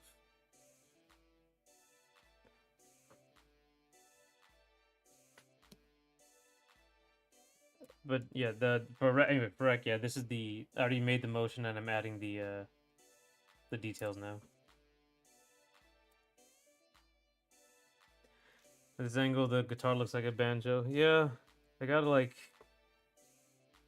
actually figure out what it's gonna be.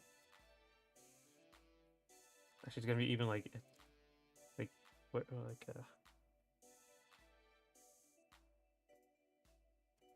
yeah, he has to lift it up. I think he has to lift it up here because his hands are on the bottom of it.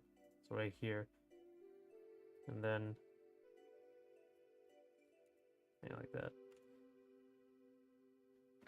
But I think I can't really name as many game design stuff.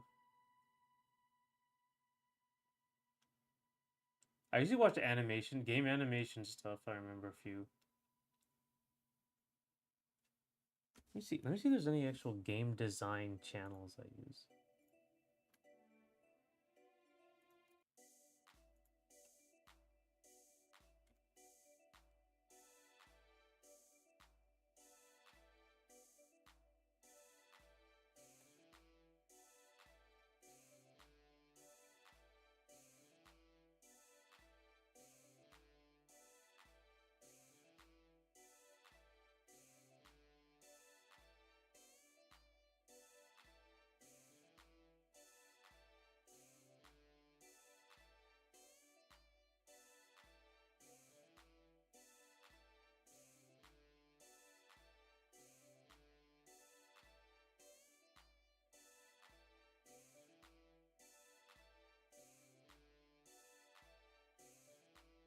Probably Game Designer's Toolkit. I think that guy made his own puzzle game.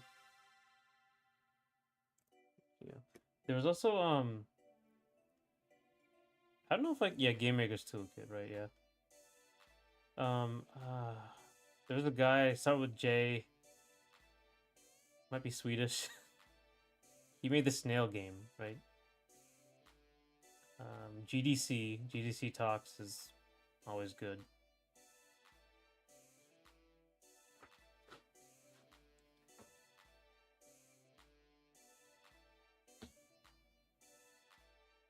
Honestly, a lot of times I look at art.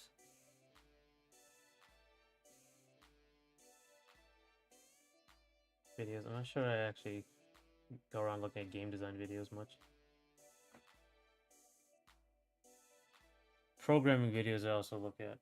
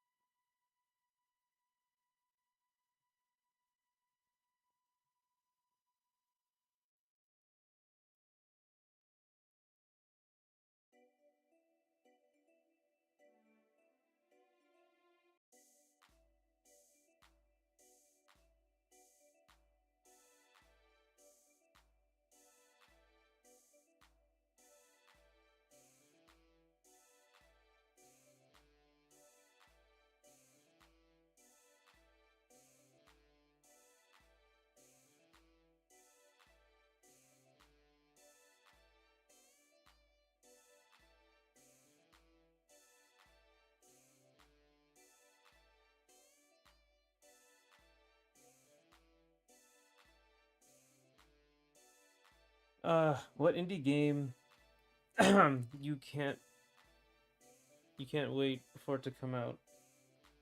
Oh, have I played Arc Raider? Sorry, I have not. I'm not a extraction shooter guy. Have you played Arc Raiders? Talkster? It was like the new big thing. So, Blazing Strike 2. Hmm. Is Blazing Strike 2 actually coming out? Actually, did they mention that?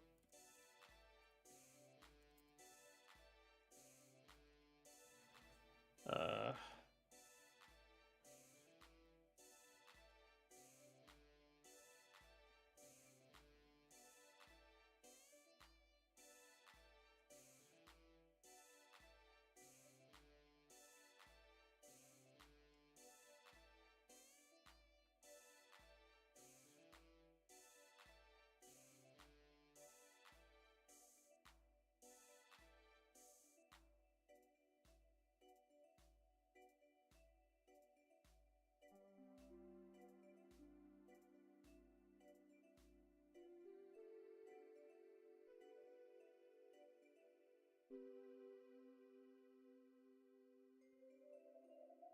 Me too, but that game only.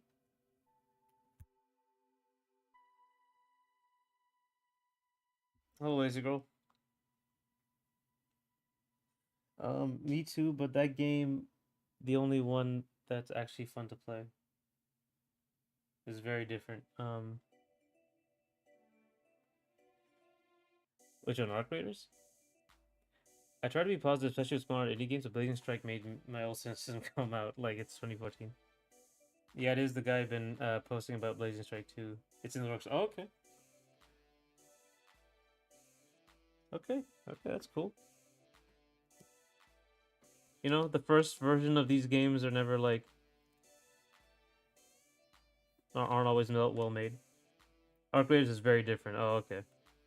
It is like it does seem like really like fantastical. Like there's giant robots you have to fight all the time, and you're on top of a giant building or like a giant structure. I don't know if it was a building. I saw. I think Blazing Strike 1 is finished. I got the game. Yeah, I mean, Blazing Strike 1 came out and it wasn't like it had a bunch of problems, bunch of balance problems as well. You know, Arcade is very different, yeah, and the world is beautiful. Yeah, I should watch more videos on it. It does seem very like fantasy-ish or fantastical, I guess. I think oh, I finished rewatching season 2 of Stranger Things. Oh, how was it? Hey Jinx, by the way.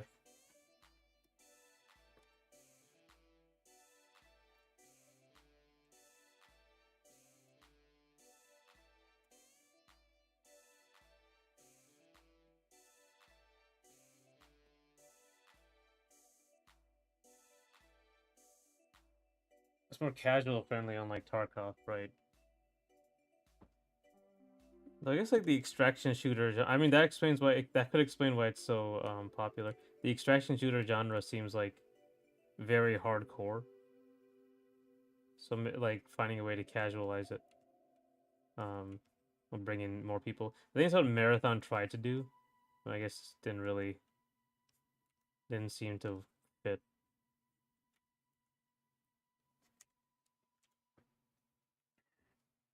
I'll be fair. Some sequels are big leaps, like Nasby 2, Street Fighter 2, definitely, Legacy of Goku 2, etc. But I have little reason to believe Blazing Strike 2 will make that jump so far. Fun fact: I actually won Blazing Strike in a giveaway from the creator. Oh, that's cool. Did you listen to the new Has Been music? I listened to some of the songs, but I didn't really watch the show. Again, like it's taking too long. I have no patience. I only watch movies now. Marathon had aim assist on mouse. Yeah, there was. I mean, there was a lot of problems with Marathon. Like they were really like, I don't know, many problems. Honestly, I thought I had remembered a lot of aside from the stealing, but I thought I remembered a lot of things about the show, but turns out I didn't remember shit. You know, when you take a hiatus from a show, you gotta be refreshed. I wish Blazing Strike was nominated for Best Fighting Game last year. It would have been better than half the choices. Yeah. Dude, I don't know what does he have against indie games. I think like actually no, he doesn't decide. He doesn't decide it. That's right. He doesn't decide whether or not the what's nominated. I don't think or what wins.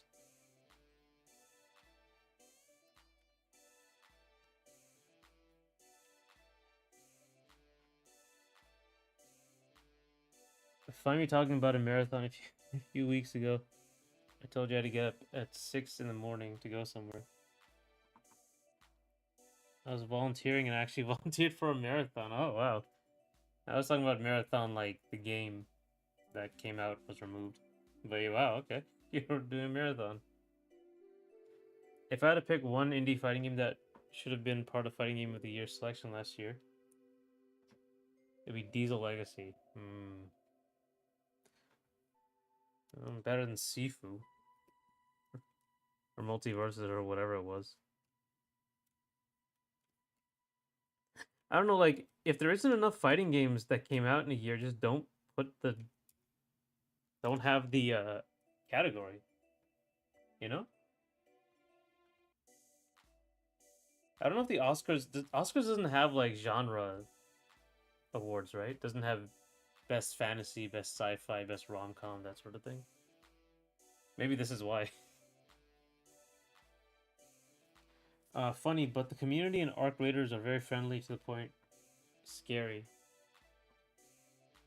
Like you should be scared from other players. Oh,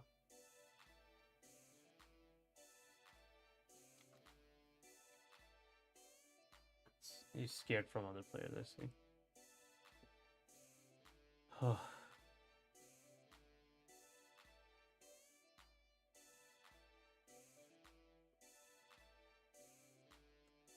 I think Oscars has best animated film.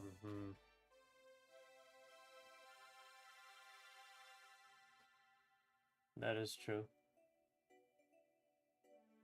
So I was just talking around, and it's the end of surprising gaming money, which I was expecting. Oh wow, they actually paid you for the marathon. That's cool. Um, did you run the marathon, or were you volunteering to help out in general? Every player is peaceful in Arc Raiders. I see.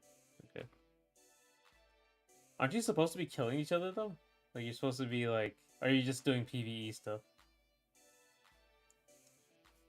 I like the art style of Marathon. It reminds me of Love, Death, and Robots. Yeah, I really like the art style of Marathon, and it was like another thing I didn't realize people were mixed about. Apparently, some people it doesn't look like original Marathon. It really doesn't. But I think it was but like Halo looks like original Marathon, and Halo used to be was supposed to be set in the Marathon universe. So that's that game. I think like the new direction was really cool, but the actual in-game graphics were not great. That's a big problem, especially after he put out such an amazing cinematic.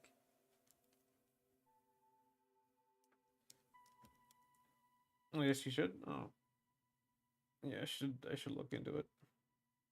I don't think it would kill the Game Awards to cite Evo, event hubs, and some enthusiasts for a good lineup of fighting games. Yeah, I mean, I don't know what the deal is. Like, you have to make a. I mean, if you make a big enough stink, Jeff does change it. Like, he does go next year. I remember, like, one year when there was a bunch of layoffs and he didn't say anything about the layoffs. There was a little controversy. And then next year he comes in and he only talks about like layoffs and stuff.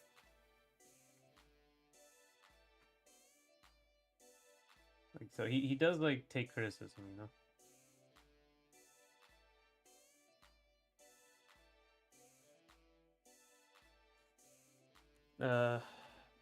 Wonder what made I'm afraid of using a new IP for 2025's marathon. It's like when XCOM had random third-person shooter that no one asks for. The IP gets attention, but isn't anchored. I mean, yeah. I think it was just the art style, though. No, I guess no, it wasn't just the art style. What am I saying? Marathon is not an extraction shooter. I guess it's like Apex Legends, or it's like a spin-off, right? Apex Legends is a spin-off of the Titanfall universe. But I mean, it started as a spin-off, but now it's a more popular one.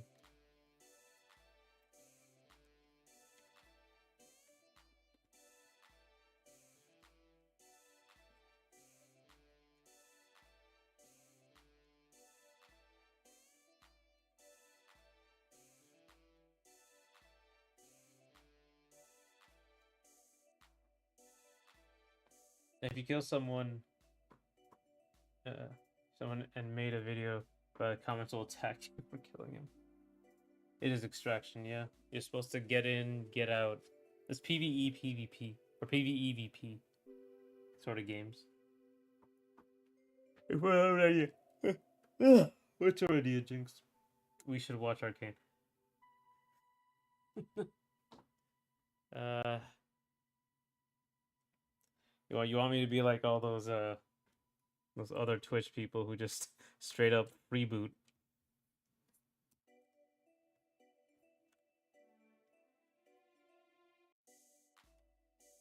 I'm just not really interested in League of Legends at all,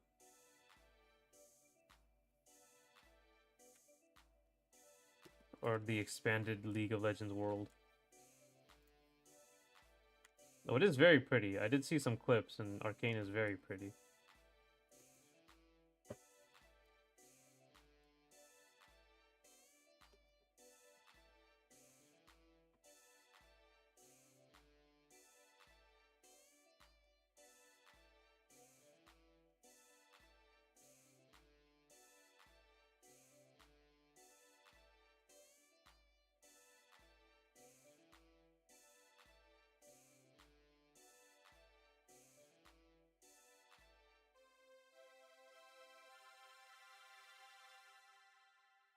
We all know you have no life outside of live stream, just like teachers outside school. So might as well spend time watching a good show. Yeah, teachers just turn off after school, just like me. I turn off after streams. The best way to become popular is to freeboot and leave your chair for half an hour. Oh my god, that's right. They just leave. They just don't even bother. It's gross.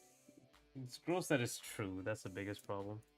100% true. Like React streaming is, it combines the two things that made like YouTube popular: viral videos and parasocial relationships.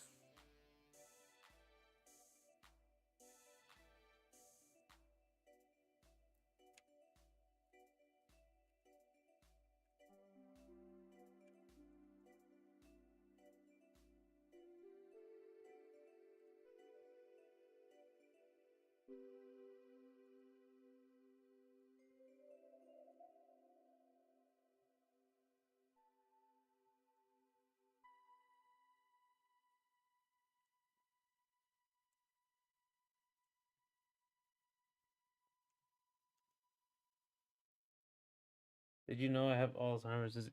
Whoa, that is not something that's a big thing to drop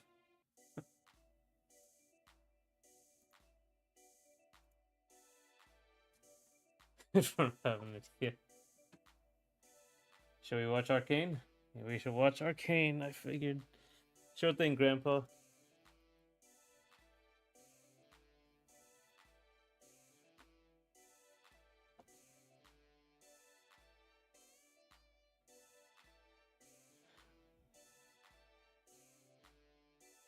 Mm-hmm.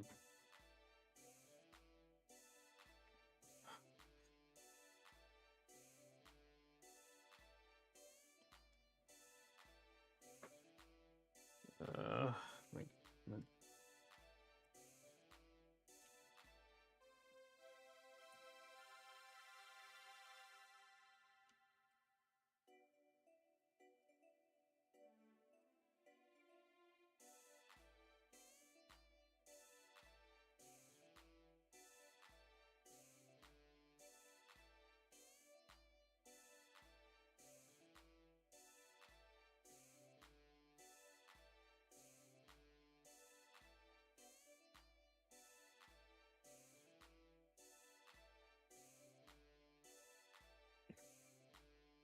I was joking about that. I figured you were joking about the Alzheimer's.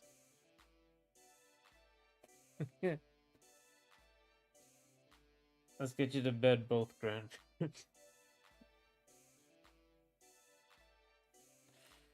Oh, oh my god. It's so good. Arc Raiders. You know, oh man.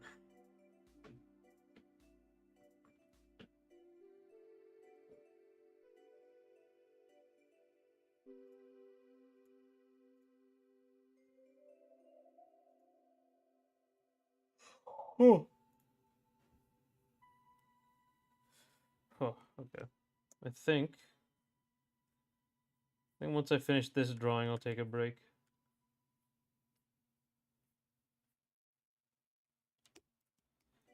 Oh, wait a minute. I did finish that. Okay, fine.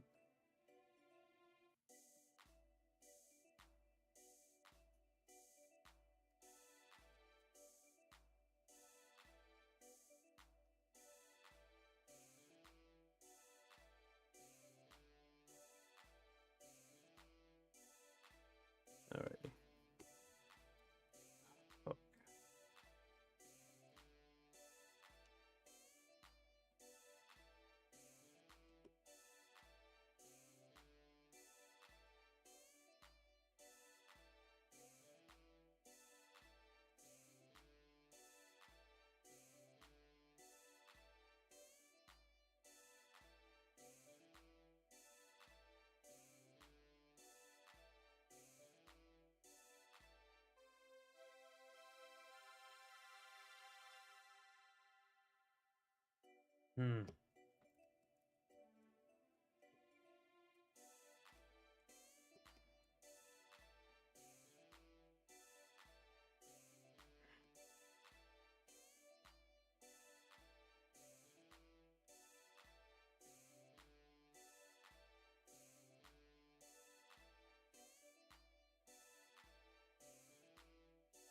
Okay.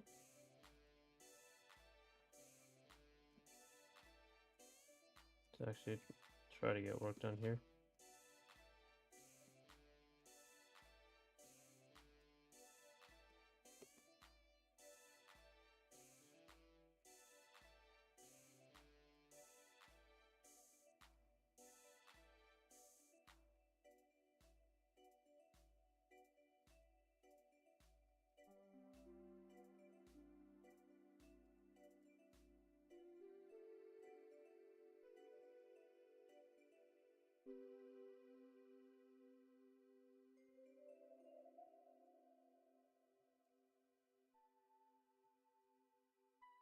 Luckily, these are sketches for now, so I don't have to clean anything up. Oh, I'm gonna have to, though, soon.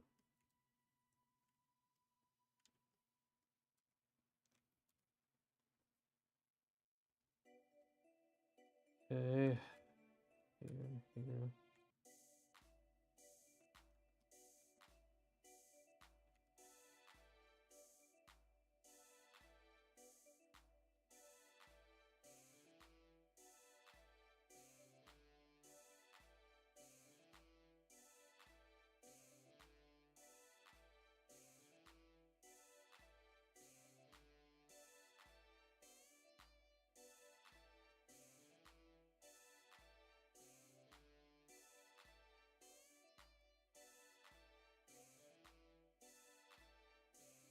Oh my god, okay.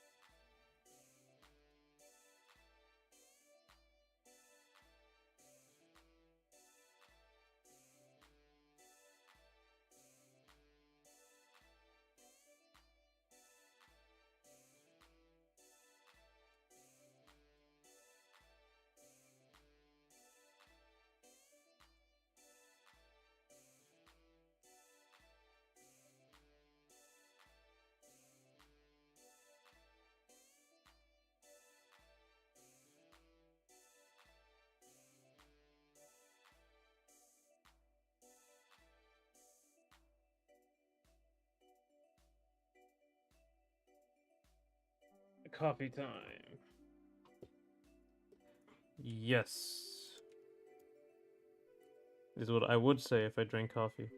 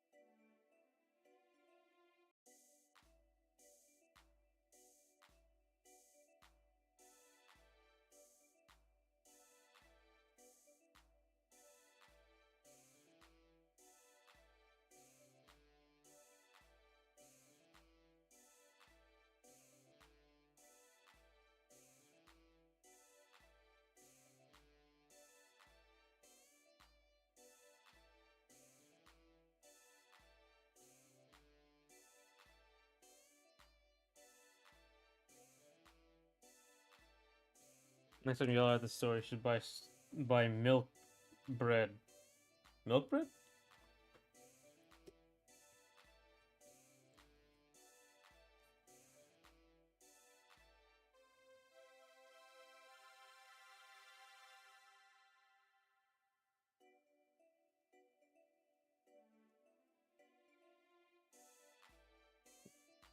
Did you know there's a platform fighter for that? Milk bread?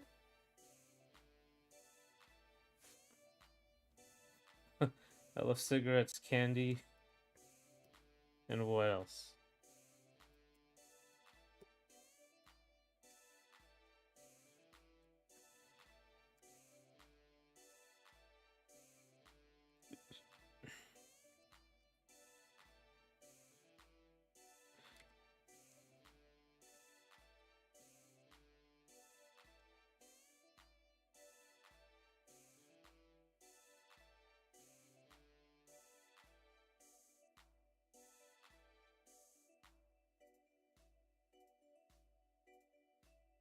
Uh,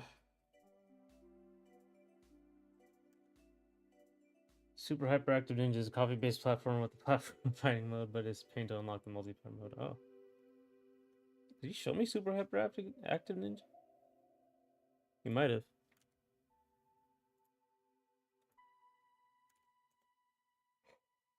Oh. Oh, no, you haven't.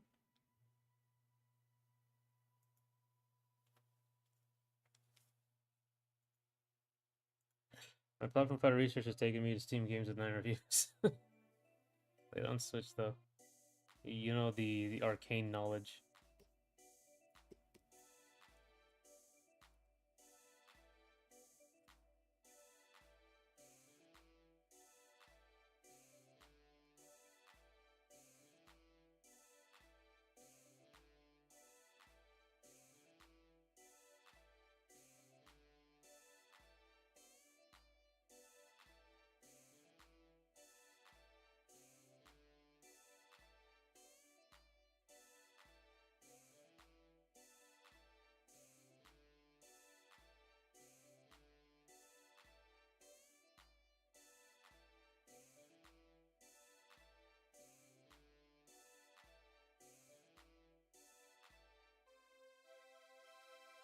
I don't think I've shown you it. It's actually one of the few where I have to get good enough to unlock the mode. Not there yet. Huh. Unlockable modes. Oh, well, I guess, yeah, that unlocking multiplayer modes, I guess, is more normal. You play like 5 bot matches.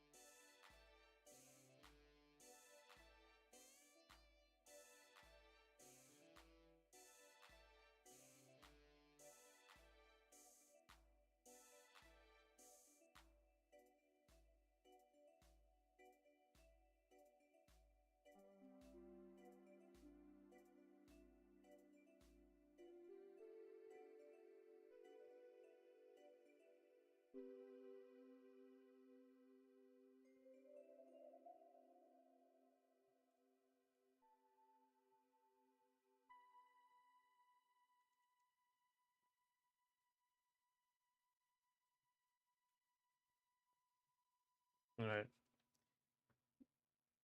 I probably mentioned about 40% of platformers I've played, but 80% of mentions in your chat are Slap City. Well, one day I'll play it.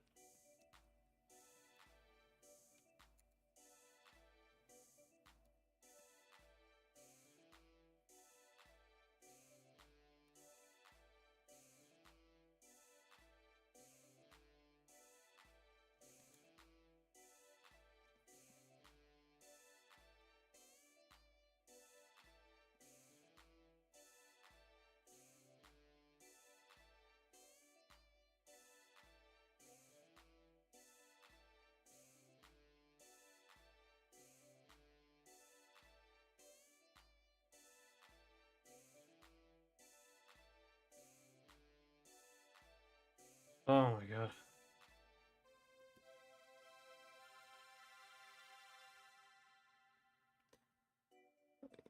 It's gotta concentrate here. Now, what else did I do this weekend?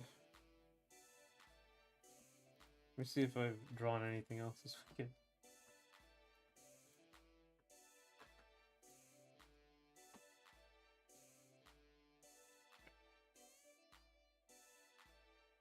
I don't think I did.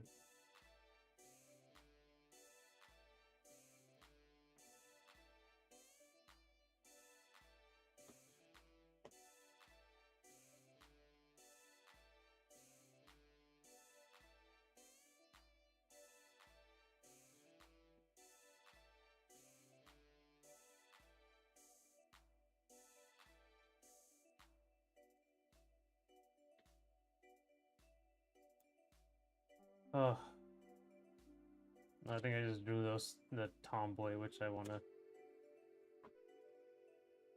make better. Oh.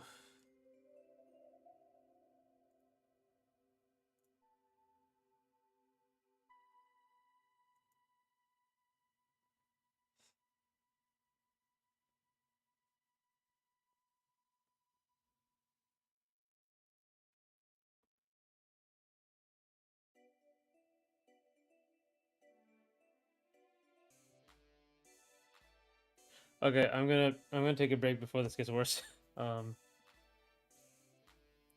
Okay, I'm gonna take a break because this is gonna disconnect more.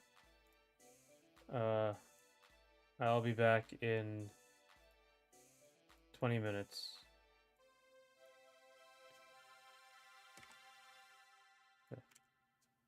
I'll be back.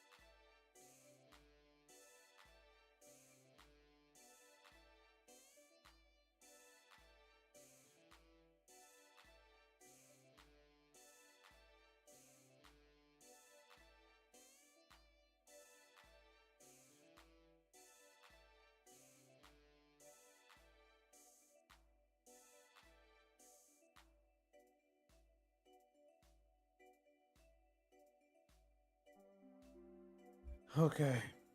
Okay. Oh, that is the worst angle to be at, but I'm back. Oh boy.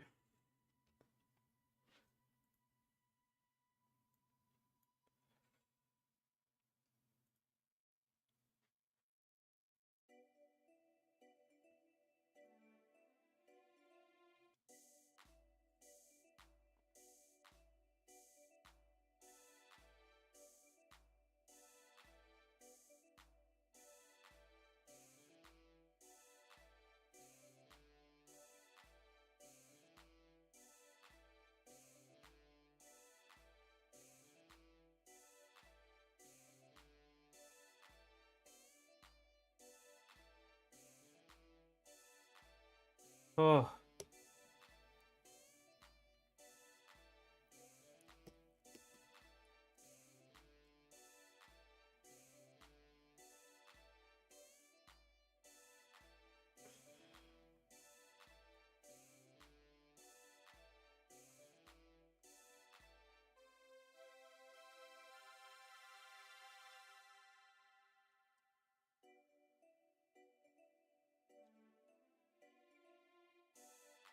Okay.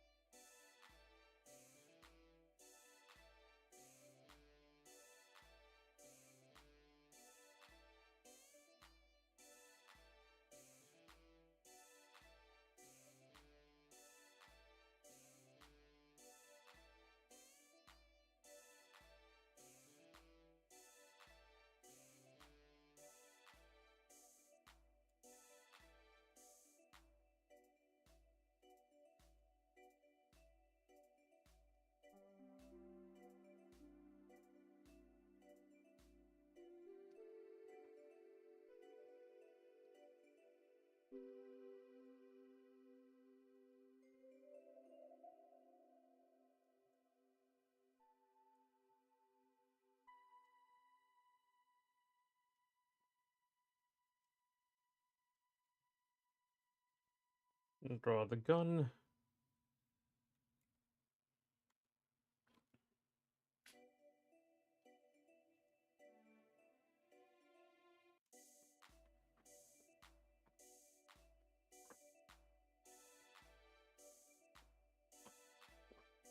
Hmm.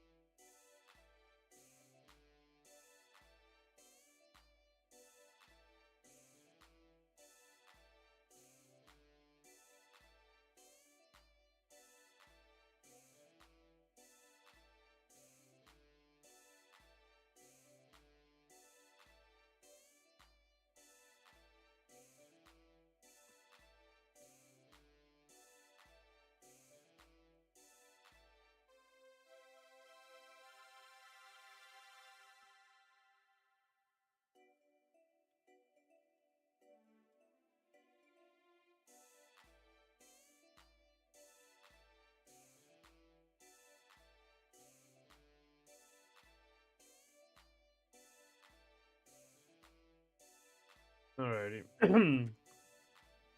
Hmm.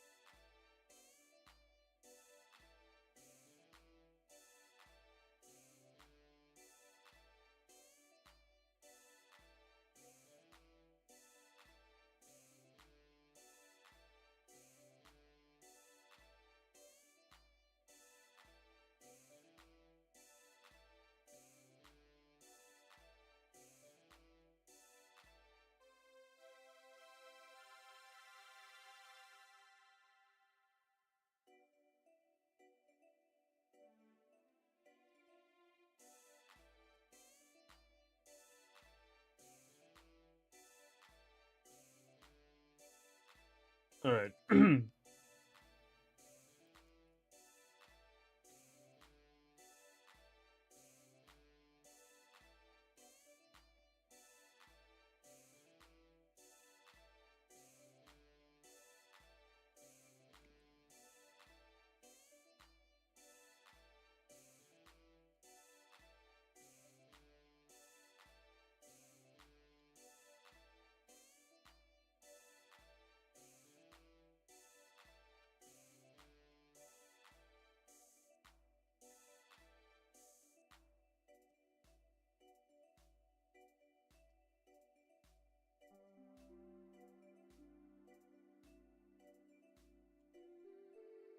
Okay.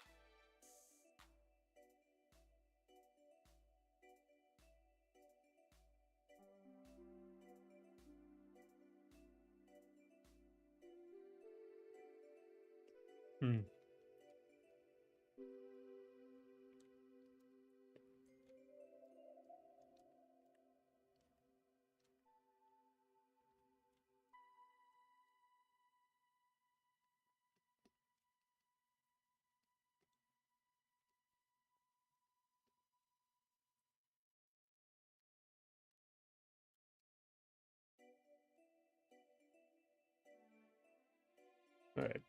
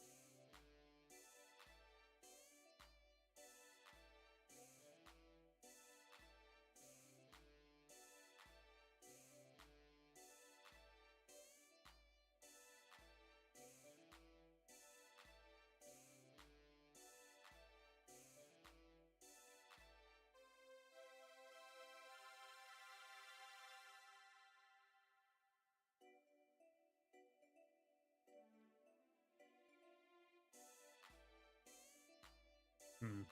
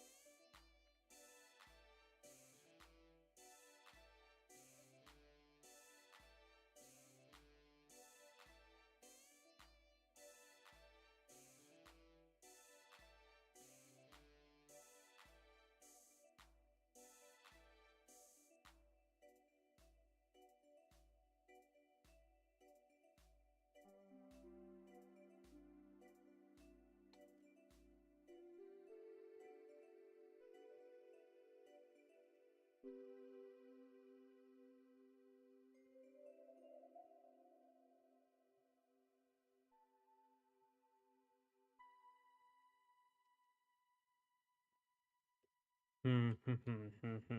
Hmm. Hmm. Hmm. Hmm.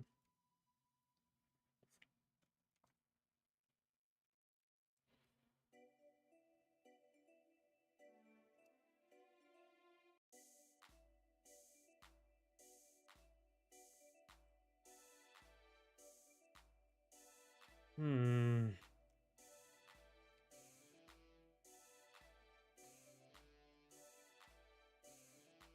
Hmm.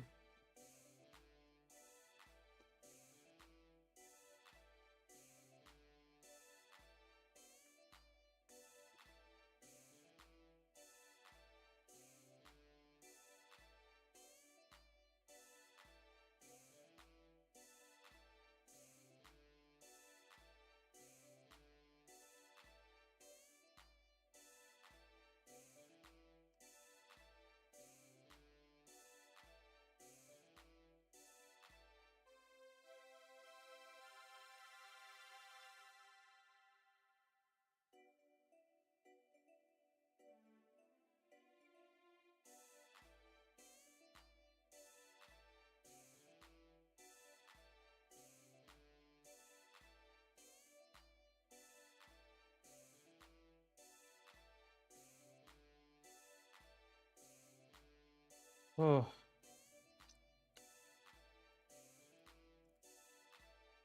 Okay.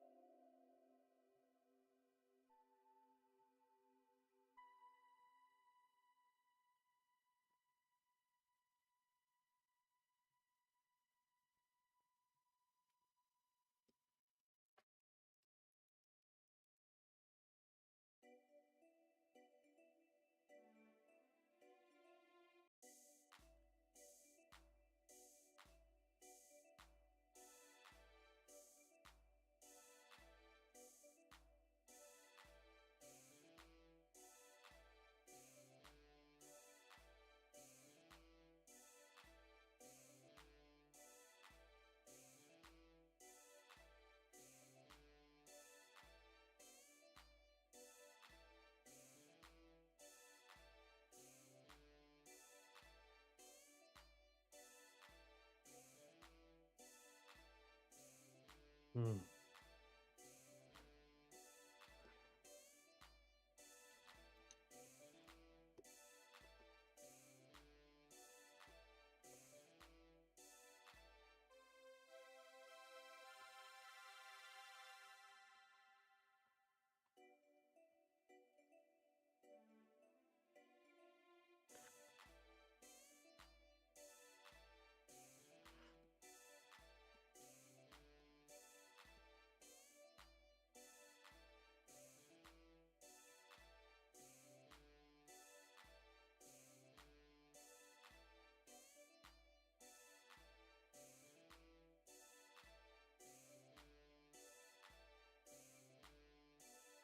I returned sorta.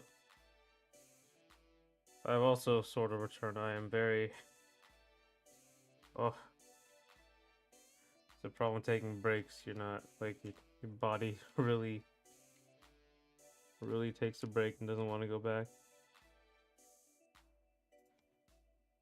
Ugh. I should look up the Beretta.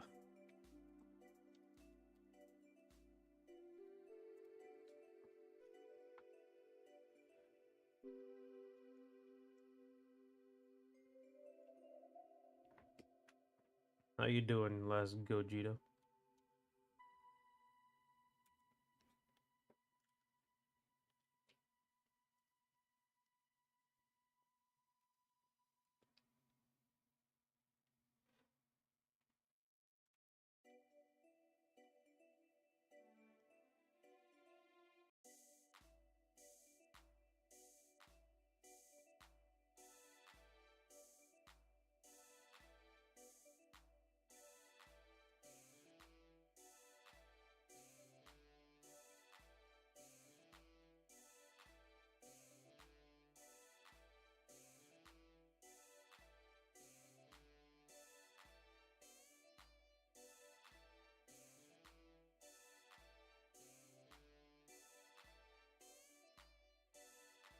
Sleep is important, but you seem less tired today. Well, I am standing up this time.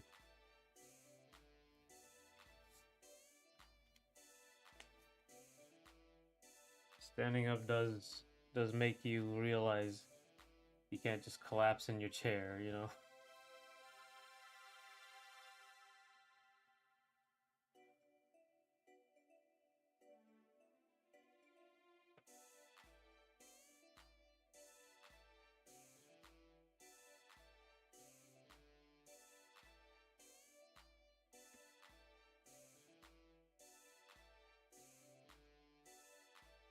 Hmm.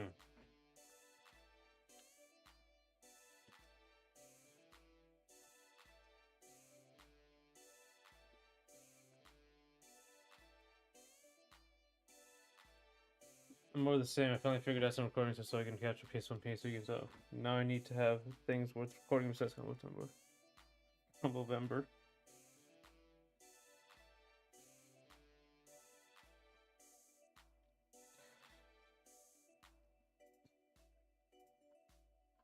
Combo December.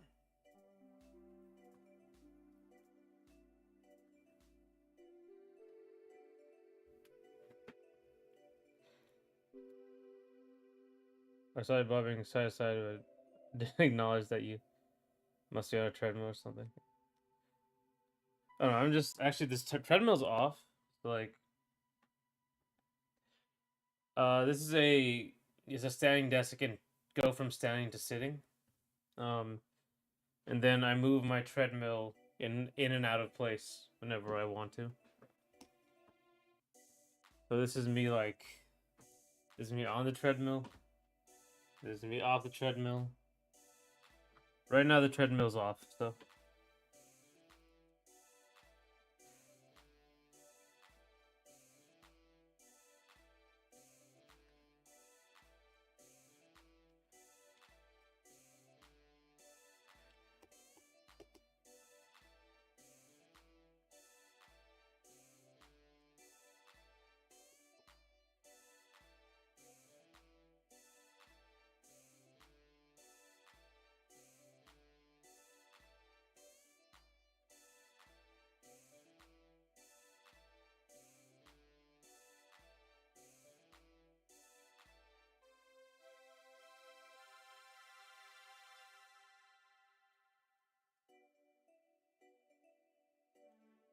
Combo Sember worked, but Combo Uary not so much.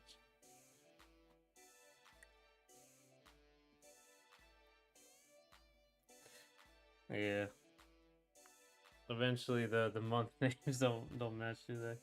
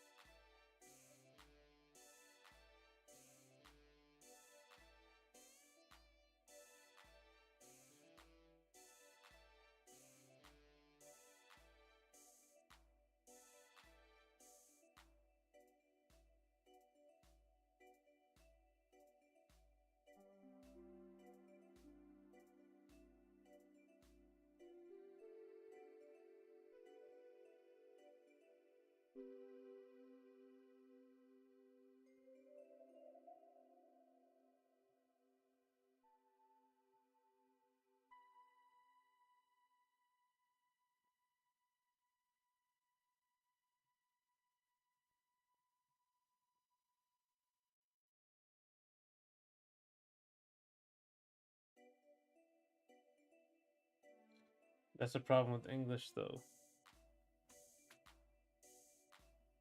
Did you mention you speak Urdu? I understand Urdu.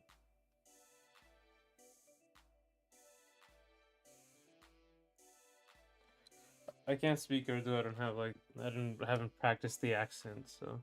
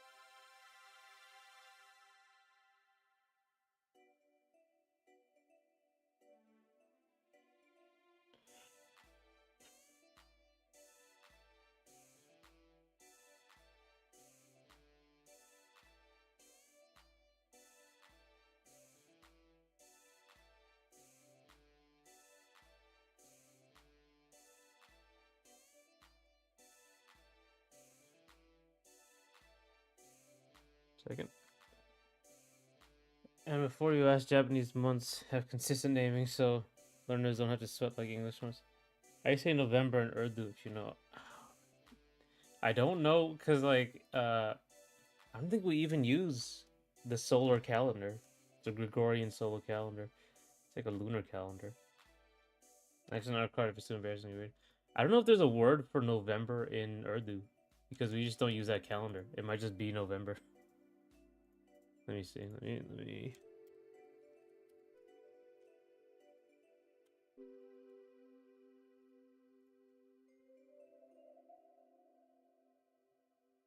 November.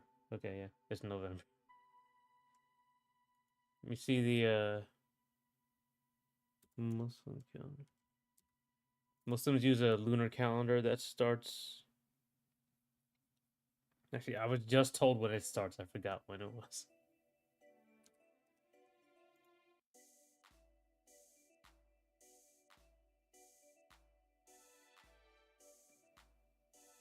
Hijri. Hijri calendar.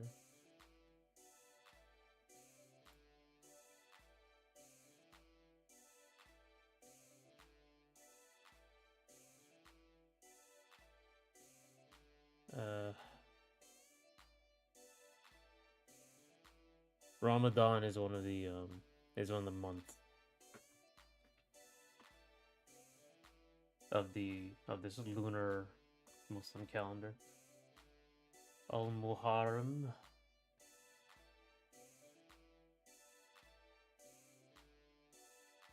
Or Al Muharram. Suffer. Rabi al Awal.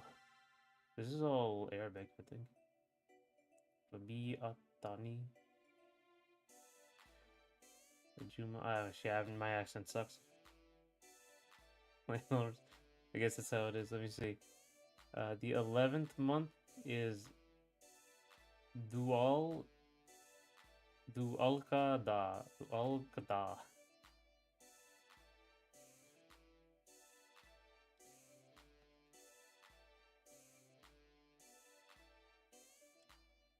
That's the 11th month. But it is off the it's 28 days per month for the cycle of the moon. All that.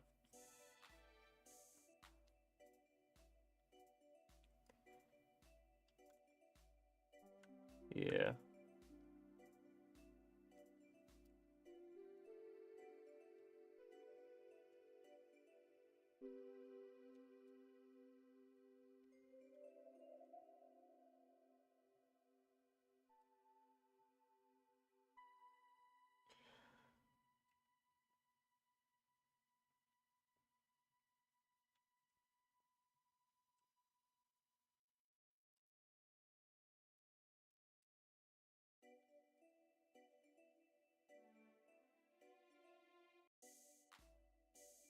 Thanks for hearing that this is educational.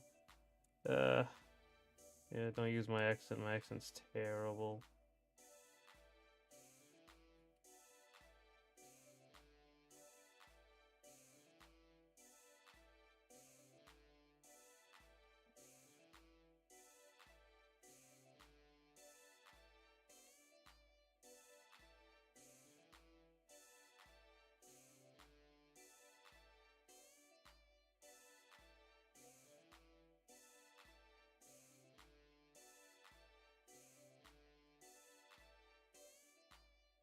Drawing a Beretta from this angle. Excellent idea.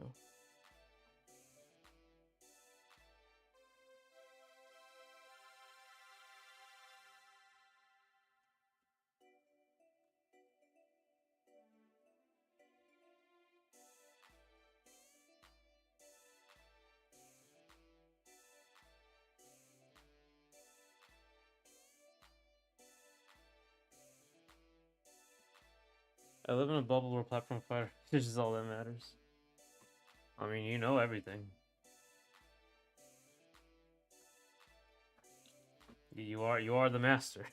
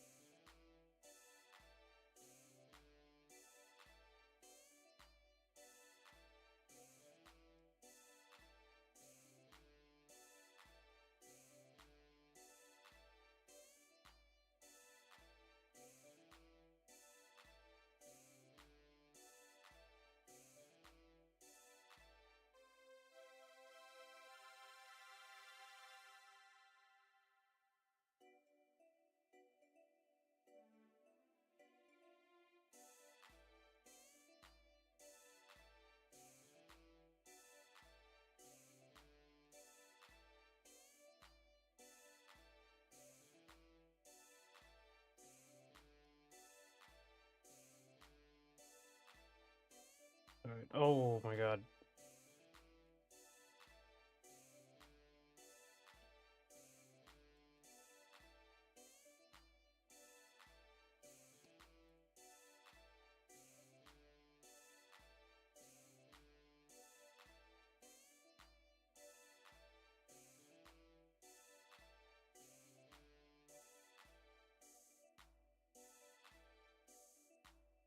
Okay.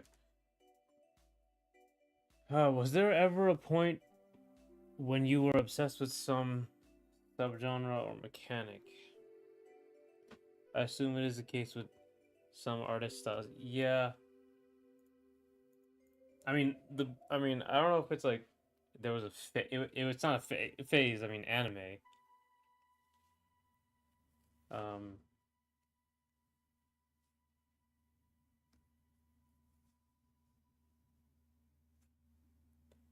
if we're talking about the artist stuff, I was obsessed with. I was obsessed with a lot of anime. I was obsessed with.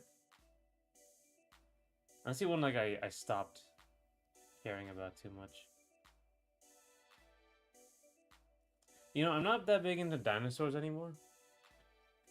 That was something I drew all the time, but now I didn't. Um, if we're talking about like video game subgenre mechanic, huh? VR for a little while, I guess. VR was really fascinating for me. Then I realized like no one was really doing anything with it, so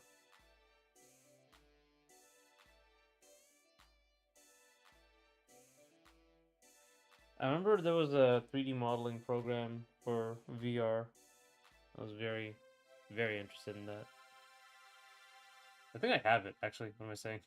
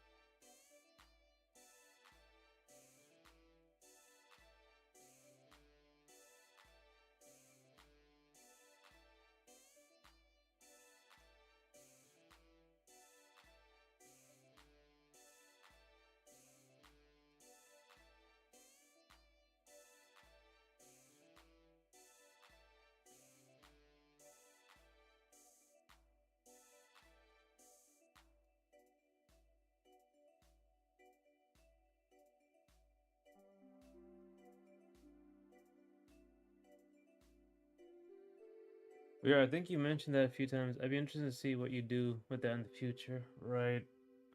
Yeah.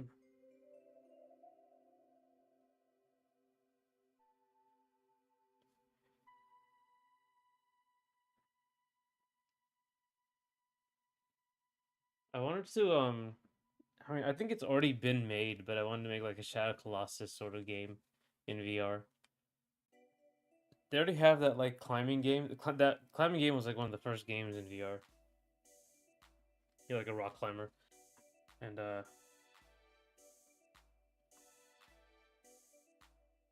if you have one for Shadow of the Colossus, I think they're making one though. They're making like a game where you're a giant or like you climb a giant and stuff. Have you seen the Yoko Taro GDC talk on the invisible wall? I have not.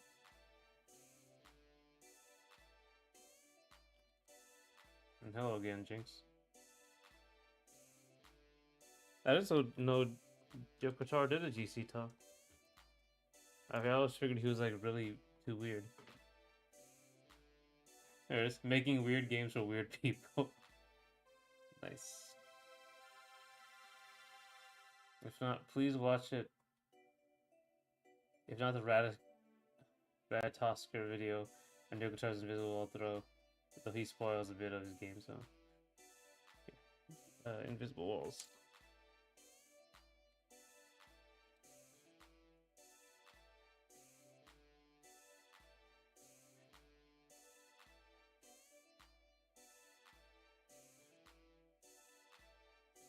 Some of me just likes games which have flaws, but another part of me is looking for things that scratch the invisible wall.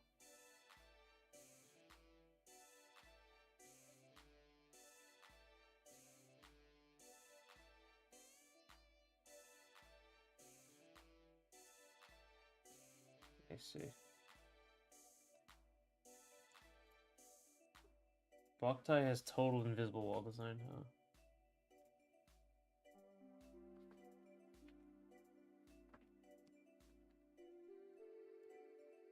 I'm watching the Radatoskar video.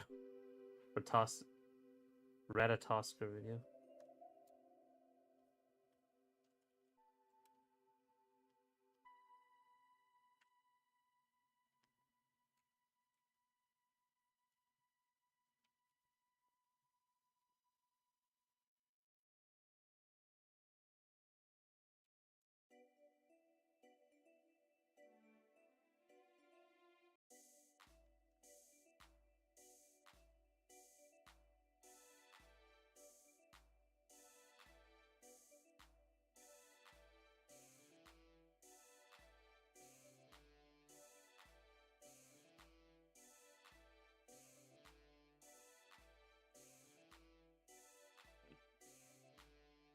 Kojima has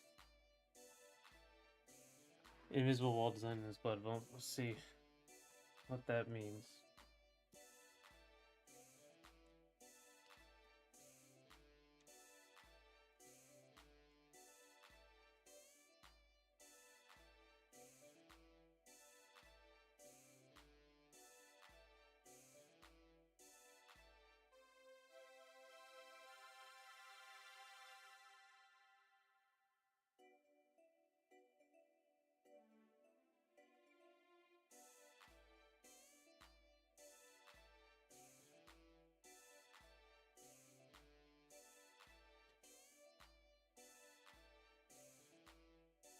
If you're watching it's probably safer if you played Nier Automata, but I watch it regularly. I did play Nier Automata. I beat Nier Automata. Very good game.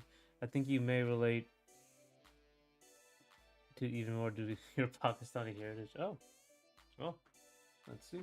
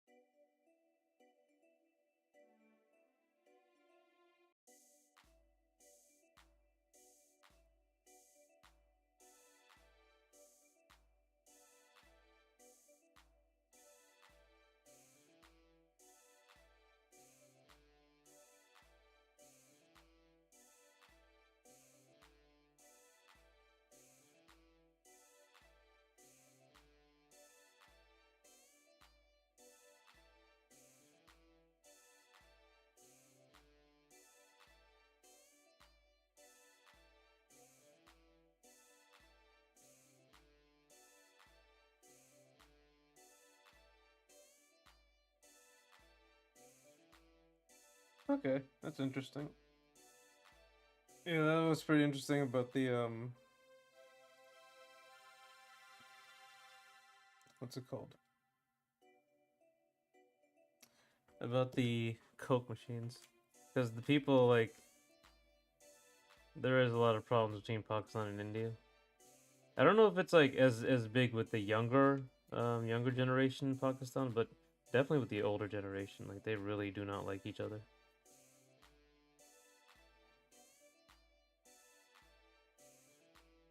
But yeah, that is interesting.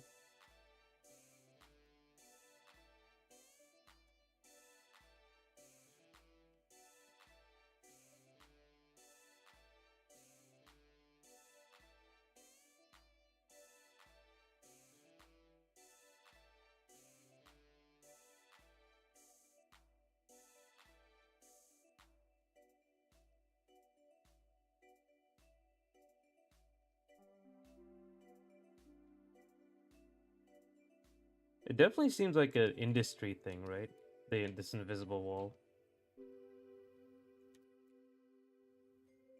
No, I guess like it is based on like what you think a video game should be as well.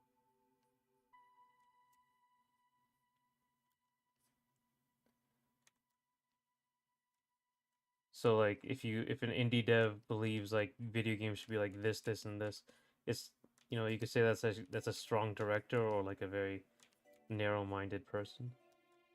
Yeah, it is an interesting concept. But I guess Yoko Taro is like really smart, so makes sense.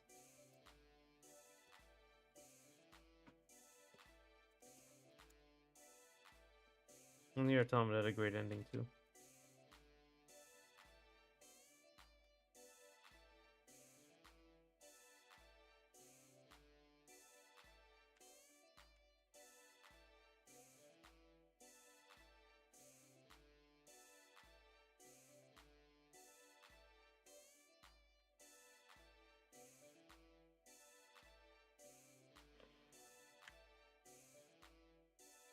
Yeah, I think the rest makes people could videos though.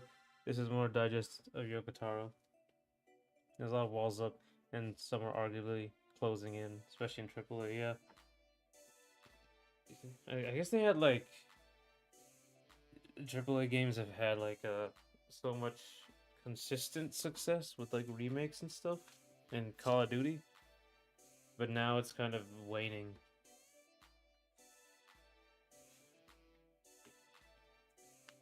And they really can't just rest on their laurels anymore.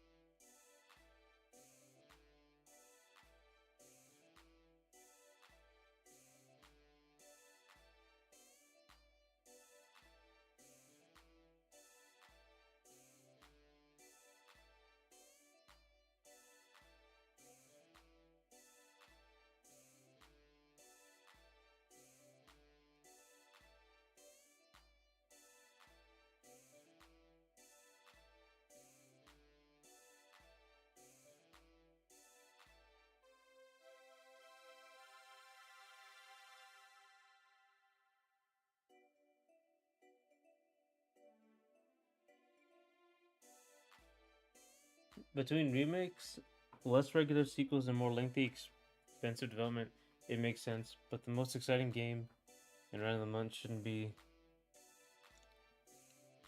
But the most exciting game in Random Month shouldn't be one slandered for PS2 3 time.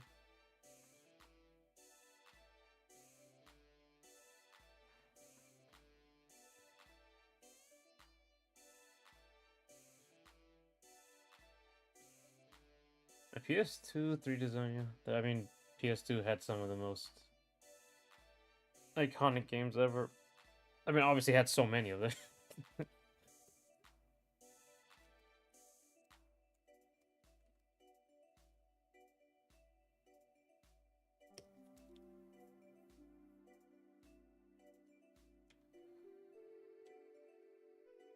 uh,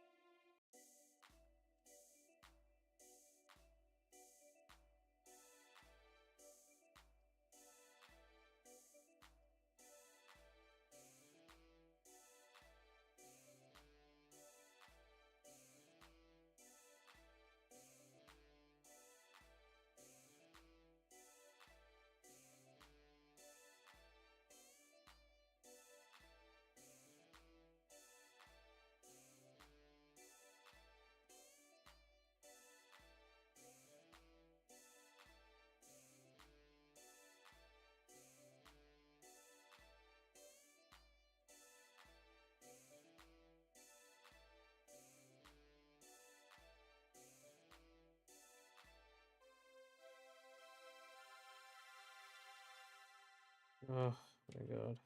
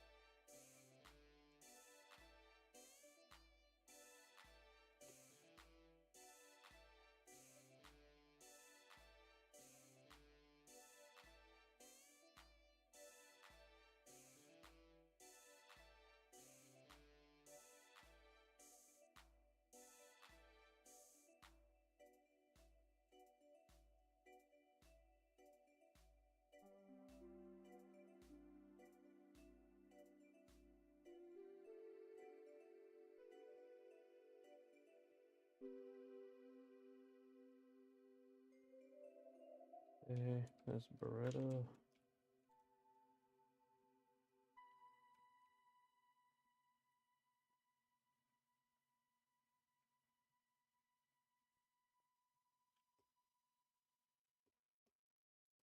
Okay.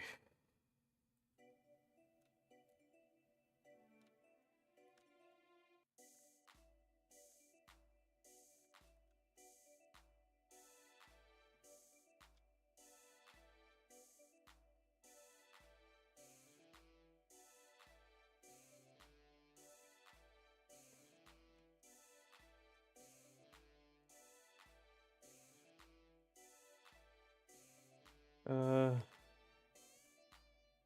very small gun. Can't really see it. I might have to like make it bigger, just so they can see it.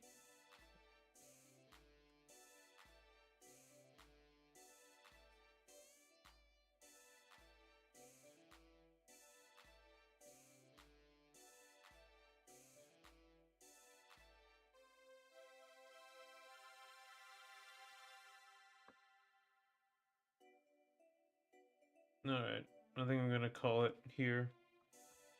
Uh,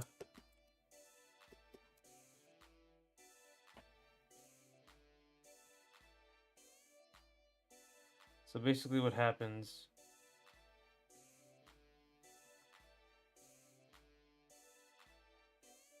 in the way I set it up in game, you have this as like it's pulled up, and then here it shoots, and then it goes back. It just reversed. It's just reversed just to save me drawing. Um, but the main thing is that here, when it actually shoots, it's a separate animation, so I have to. I think I have 5 frames to do like an actual gunshot effect, so that shouldn't be too bad. I can move the slide and make the big explosion like woo, shoo, shoo, shoo. And then the hitbox will take over.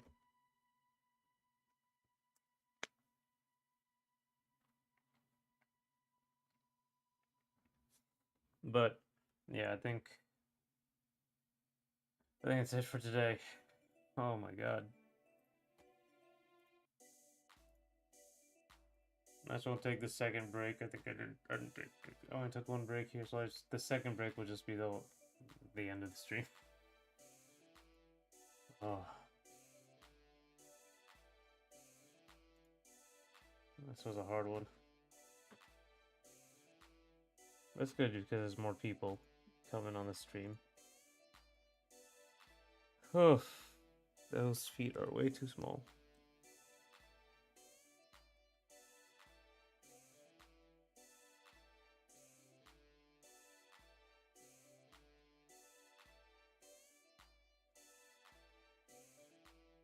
Oh, okay.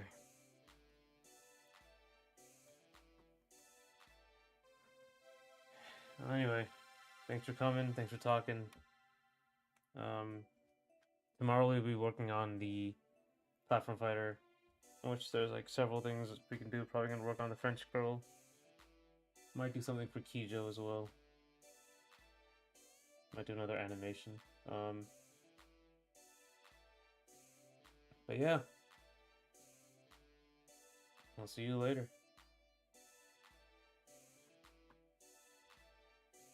See you tomorrow, hopefully.